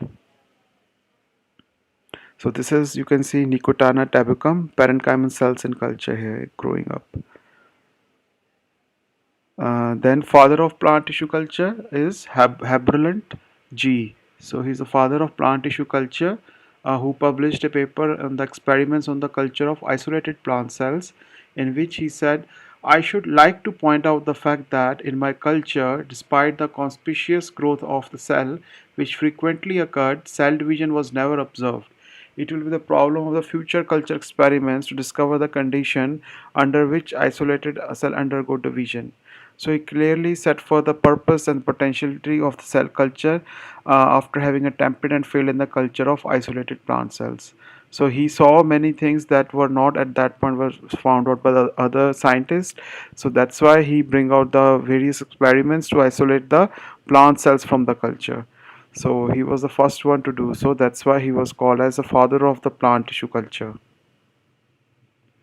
Then comes the Robin W.J., who cultivate excised root tips and stem tips of maize under sterile conditions. However, the culture did not survive independently at that time. Then Liebeck F. Did the implication of embryo culture crossing Linium perenne to hybrid plants from the shrivel fields. So I will skip some and will come to the Skoog F, the important one. Skoog F started work on the organogenesis in tobacco callus. Then Bal E. showed the development of platelets from the sterile culture of the stem tips in the Trapolium lupiens. He is considered the father of the micropropagation, the Ball EA. Then comes the Skoog F and to see C. They studied the chemical control of the growth and bud formation in tobacco stem segments and callus culture in vitro to do manipulations in the culture mediums. Then comes the model G. Martin. He first of all brought the meristem culture. Then Miller, Skoog, Fon, Zaltz. So these and strong FM, they identified cell division factor, that is 6 furofula purine, commonly known as kinetins. So they discovered the kinetin for the first time. And also Skoog and Miller, they advanced the hypothesis of the shoot and root initiation in cultured callus, in particular ratios of auxins and cytokinin. So there is some ratio discussed. We will be discussing about how much auxin is to cytokinin ratio has to be done to have shoot and root initiation in the cultured callus. So they discovered the first hypothesis. So they advanced that one also. Further, they introduced the idea of synergistic effect of auxin and cytokinins in promoting the cell division in tobacco. So they changed a different ratio of them and they can see the cell division in tobacco being changed accordingly. Then Reinhard J. discovered the smetoc embryo in 1959 from the callus culture, growth on the agarphite medium. Then comes the Cocking ES. He discovered a technique of isolation and culture of protoplast from the cell walls enzymatically into the new cell wall. Further, Bergman L. identified the callus. First to obtain the callus by plating the cells from suspension cultures onto the solid medium. So that technique is called as Bergman plating technique. So he introduced that first time. So first, then later in 1960s, Morel G discovered a technique to produce virus-free progenies by meristem culture in Cymbidium. Then Guha and Maheshwari, 1964, they cultured mature anthers of Datura in Oxia to study the physiology of meiosis, which was accidentally noticed the development of embryos on the basal medium. Then Murashige T developed a concept of development stages in vitro culture, and because of his name also there's a medium being named. So he brought that stage one is the plant establishment, then the multiplication of propagule, then the rooting and hardening of the plant into the cells are happening. Then further, Watts and Kings developed a simple method of large-scale electrofusion of protoplasts. So your protoplast could be electrofused in a large scale from the Watts and Kings. Then comes your technique of genetic engineering. So genetic engineering, as we discussed already, that it's a technique in which we remove one gene from our organisms, either transfer, or we can also transfer them to another or put back in the original with the different combinations. So currently, um, the main interest of various applications of genetic engineering are as follows. So it helps in the isolation of particular gene or part of gene or region of genome. It helps in the production of particular RNA or production of biochemical. It also helps in the correction of the defects in the higher organisms. So as many, etc. So the basic requirement to do genetic engineering is first to restrict your enzymes. The enzymes that you're looking for, the DNA part, you cut it with the restriction enzymes. Then the cloning vector. Then you infused your identified genetic part that you want to insert, that you carry of gene of interest is. Then you need a vector. Then detection and selection of clone genes. Then once the genetic engineering is done, then you detect the things that you were looking for with the help of of your desired clones that you want to go grow. So various gene transfer techniques we have done studied in the first lesson. That is, there is one is agrobacterium mediated, one is gene gun mediated.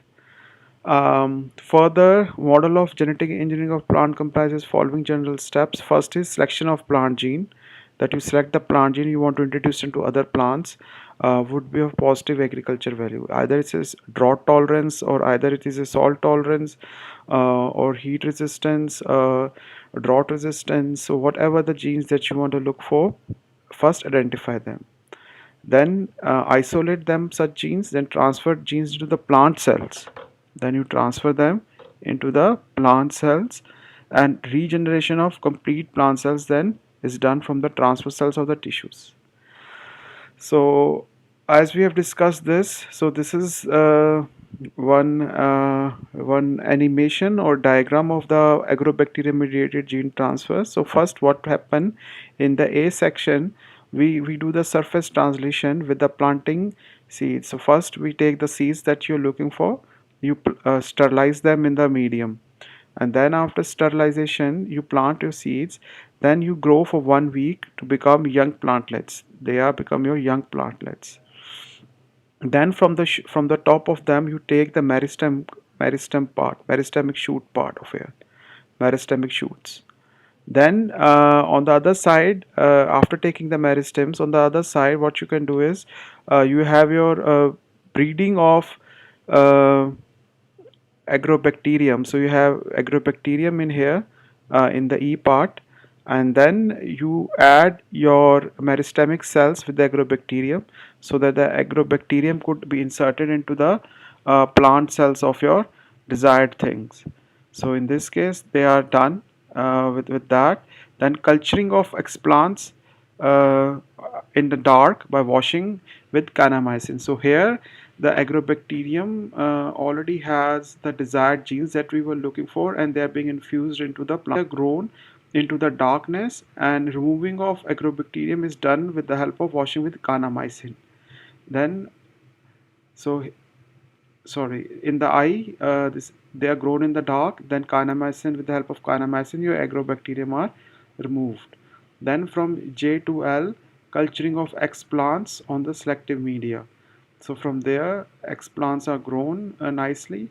Then from M to N, then you see which plants are growing. Then you are looking for the desired gene, like let's say you are looking for the green gene, and then you can identify with the help of histochemical and molecular analysis. So this is a gel electrophoresis, and this is just by looking at the phenotype you can suggest that the desired gene has been inserted or not. Then further in O to P, you make the rooting procedure, that whatever the things that you have gone, the shoots are grown, then the roots are growing afterwards, the rooting procedures. Then adaptation to the soil, then you grow them in the soil later on. So that's how the whole agrobacterium mediated gene transfer protocol for cotton, in this case for cotton, how it's all works like. So I will play a small video on this now to make it. And one a scientist who works on the soybean agrobacterium mediated transfer, and she will tell us each things in practical way. so that when we are done with it, so we'll have a practical knowledge how it is done in the lab actually. So because these slides are good to understand, that's good, that's a good for subjective knowledge, but it's good to understand things in the real knowledge. So I wish I could teach you in real class, in the real lab, but that is not possible. So I try to manage things like this way for you, so that we will also have practical knowledge side by side, main principle and subjective knowledge. So I will not speak much more on that, and continue with the slides then. Okay, students. Transformation Core Research Facility here at the University of Nebraska-Lincoln.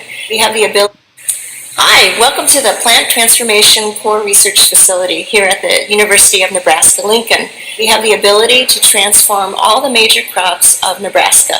That would include corn, wheat, sorghum, and soybeans. In addition, we can transform the model crops like tobacco and Arabidopsis.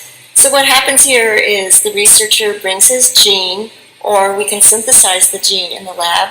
We put it into the desired plant species, and then give it back to the researcher for further analysis, or do the analysis ourselves. So what we're going to look at today is how we genetically engineer soybeans to introduce new traits. This big apparatus here is called a hood. And what this hood does is it pulls the air through, blows it out towards me, creating a sterile environment in which to work. To start our transformation process, we use agrobacteria to transform our soybeans.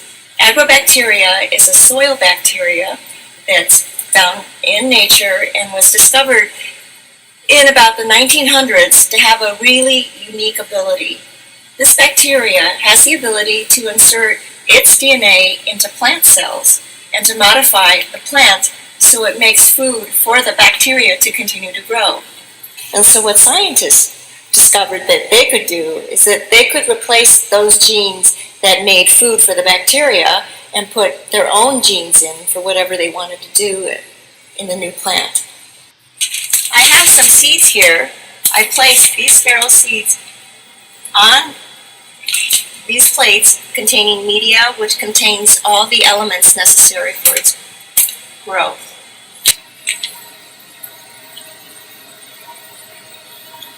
After 5 days, this is what the germinating seeds look like. Now I'm going to make 7 to 12 horizontal slices. So here I have a bunch of wounded cotyledons. And then here's the agrobacteria that has been resuspended in our co-culture media. And I'm going to pour it over the cotyledons and allow them to sit for about 30 minutes. The bacteria has started to attach to the cotyledons. Now the agrobacteria is attracted by compounds that are generated from wounded plant cells. We move the cotyledons, wounded side down, in contact with the filter paper. The filter paper contains the co-culture media, and we allow these cotyledons to remain on these co-culture plates for 3 days. During those 3 days, the agrobacteria is going to do its thing. It's going to insert its little piece of DNA into the plant cell. After those 3 days of co-culture has passed, we now move these cotyledons to our selection plates. This media contains a compound, a chemical that would normally kill plant cells. We've introduced into these cotyledons with our agrobacteria a new gene that will allow it to grow despite the chemical that would normally kill it. Also in this media is a compound or a hormone that will allow a single cell to grow into a whole new plant. If the single cell contains that new DNA, all the cells in the new plant will contain that new DNA. after 2 weeks, you can see what has happened to the cotyledons. We've started to see a cluster of new shoots being produced. The hormone, or the plant growth regulator, in this media has altered the normal course of development of the cotyledon. So instead of producing a single big plant, we've produced a cluster of buds. You can see here that we have many new plants or new shoots growing from the single cotyledon. And eventually, you will see the start of new shoots growing out of this cluster of shoots. These shoots are our potential transformants. Because the gene gets inserted randomly into the plant genome, and we have no control as of yet where it goes, it could be inserted into a spot that is bad. It could affect the yield of the plant, it could affect the growth and development of the plant, and so we need to make multiple plants from different transgenic events to pick the ones where we don't have any effect on yield or plant growth and development. So one of the ways that we screen for the transformed plant, we look for the presence of the herbicide resistance gene. Now I'm going to apply this to the soybean leaf. I'm going to apply the herbicide.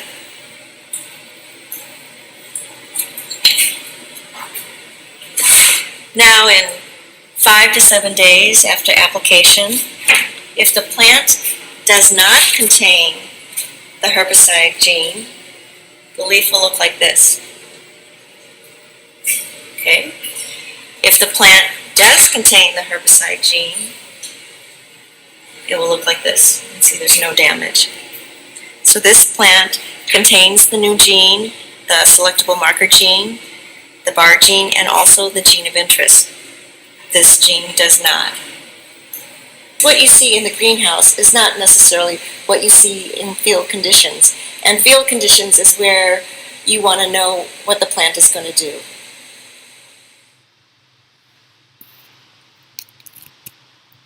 So, highly impressive video about agrobacterium mediated transfer, in which our professor just explained how the bar gene for herbicide tolerance, they maintain that with the help of agrobacterium transmutations bacteria, and done it in a very nice order. So it was highly impressive, I have to admit. So next part is gene gun, in which you have this equipment there, you can see it. So in which what you do is, these are our helium gas, yeah, and this is our plastic disc being coated there, and we have DNA coated gold particles on this screen, and this is our target plants. So what you do is, with the help of fast helium gas, then these helium gas will target it to the screen, and then they are bombarded. These DNA particles are further bombarded onto your plants. So this is direct gene gun function is happening. To see that, let's have our last video to explain this. Oh, sorry. I'm excited today. We actually get to show you the gene gun in action. So stepping back a second, the gene gun is essentially a tool that allows us to take and physically fire DNA into a cell, allowing it to be transformed. It's a slightly different method than, say, agrobacteria or a PEG protocol or something like that. So here's the machine here. I'm going to walk you through the steps basically of how you kind of set it up, and then we'll demonstrate it firing as well. So on a high level, essentially what's happening is you have a vacuum chamber here where all of your stuff goes. Up here you have a pressure chamber where the helium will build up pressure to a certain point. That will then break what's called a rupture disc, creating a shock wave and then projecting the DNA down into whatever plant tissue or cells you've got below. So first you need to put in the rupture disc. So that's what these little things are. These little plastic pieces here. So these are 650 rupture discs, which means that they will break at 650 psi.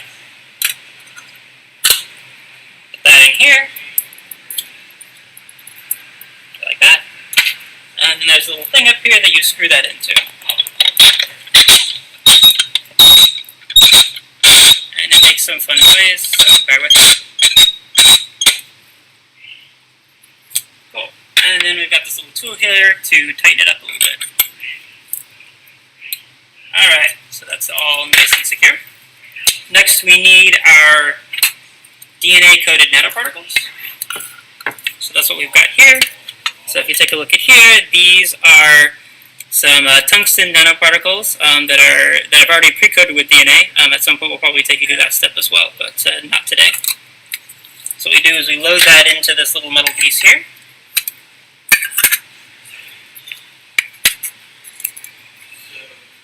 Careful not to scrape the DNA off, because that would be bad.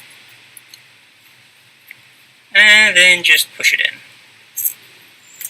Make sure it's in there nice and tight. Right.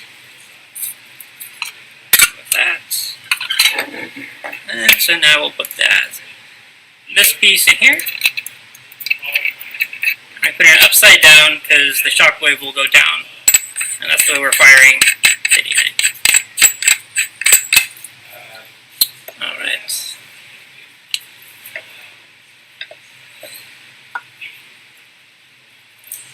We then need a nice little stopping screen. You don't want the actual membrane going into whatever tissue you're bombarding. And then finally that means we're ready for the tissue. So here is just an onion peel. It's literally just an onion that we bought from the grocery store, and then kind of cut it out, and then took a peel from the inside. It's useful to kind of test run gene guns because one, it's kind of a flat layer of cells. You can kind of test to see what the pattern is that you're bombarding. Two, they're clear, so you can kind of see things much easier. And then three, onion cells are pretty decent sized, so you can see them fairly easily under a microscope. So we'll put that in here.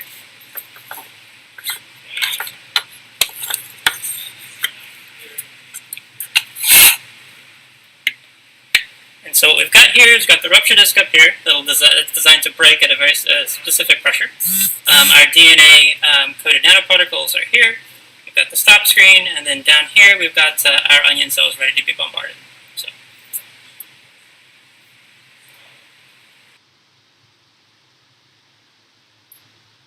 So that's how the setup has been shown to you, and then further the things that you are looking for in the DNA molecule. So that's the setup shown to you, how the gene gun setup is done and how things are being accelerated in the field of in genetic engineering. So further, that's it, I guess. So these are the things that are the goal of plant engineering includes resistance to herbicides, insects, fungal and viral pathogen, as we have discussed in the professor's video, where she had created a herbicide resistance plant with the help of agrobacterium tumefaciens. Further, you can improve the protein quality and amino acids composition of the plants, improve photosynthetic efficiency and improve post-harvest handling. So that's it for today from these videos. So any questions? So authorization of samples in the experiments. What do you mean by Shrestha? Could you be more elaborative, please? So in meantime, I will send in this group while I'm here all the data of today.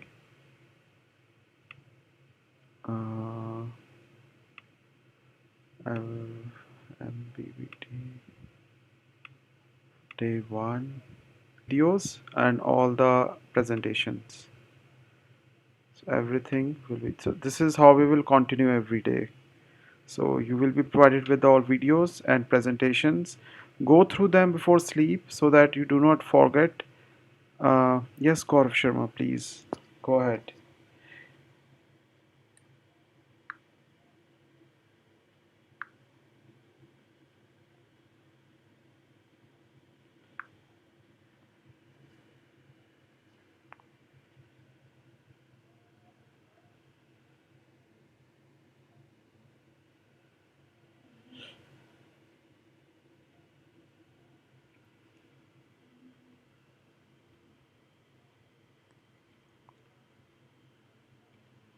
Students, if you have any questions to study abroad, so I can also help you. I studied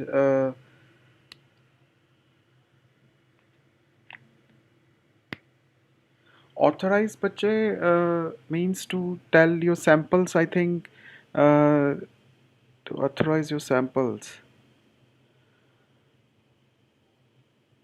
Mm.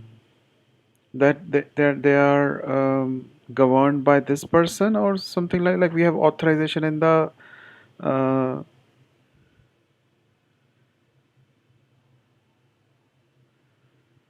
so maybe like that, something with the person's authorization into that. If I'm maybe I'm not wrong. Uh, so I will take each one of your questions one by one. So why we are cultivating explants in dark initially? So, that's the growth period. So for 8 hours you grow them in dark, then for the rest 16 hours you grow them in the light. So they have a dark and light period where they could be grown because of the photo period sensitivity. Uh, and use growth regulator in terms of explants. Yes, I guess so. You're right. To introduce the growth regulators so that they could be done in that way.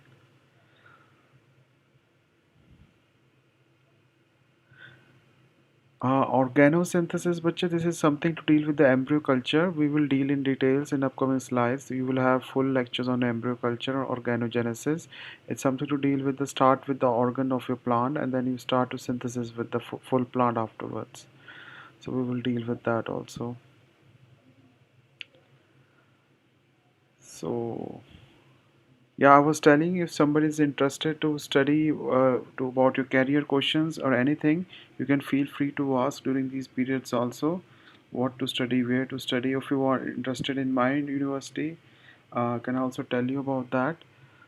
Singapore is to study MSc. Singapore is really good place actually. They have really highly established research labs, so it's also quite near to India, so you can come by anytime and it's the most cleanest cities and highly intellectual minds are there actually. That's the best part. So you have to work hard though. Singapore country is not where you have easy life. You have to work each day quite hard to survive. So if you have no further questions, I would like to end the stream now and we will see how does it take to complete PhD. So it takes a lot of efforts, a lot of uh, power, a lot of energy, a lot of enthusiasm, a lot of curiosity, a lot of troubleshoot mind, a lot of courage. Mixture of all these could make you finish PhD.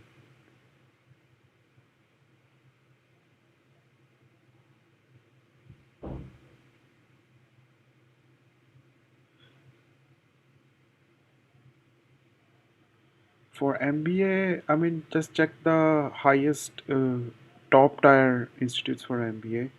Even I applied for MBA, I got position in Darmstadt of University of Applied Sciences in this year.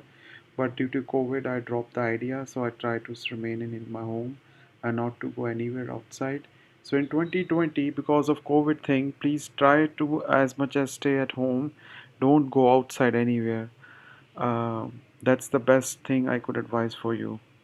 That's the best advice. So guys, we will have a lot of sessions of question answers. We are a small group, so I have to end the session here. So thank you so much. Wish you all a good night. Take care. See you tomorrow, same time, same place. Thank you. Take care. Bye.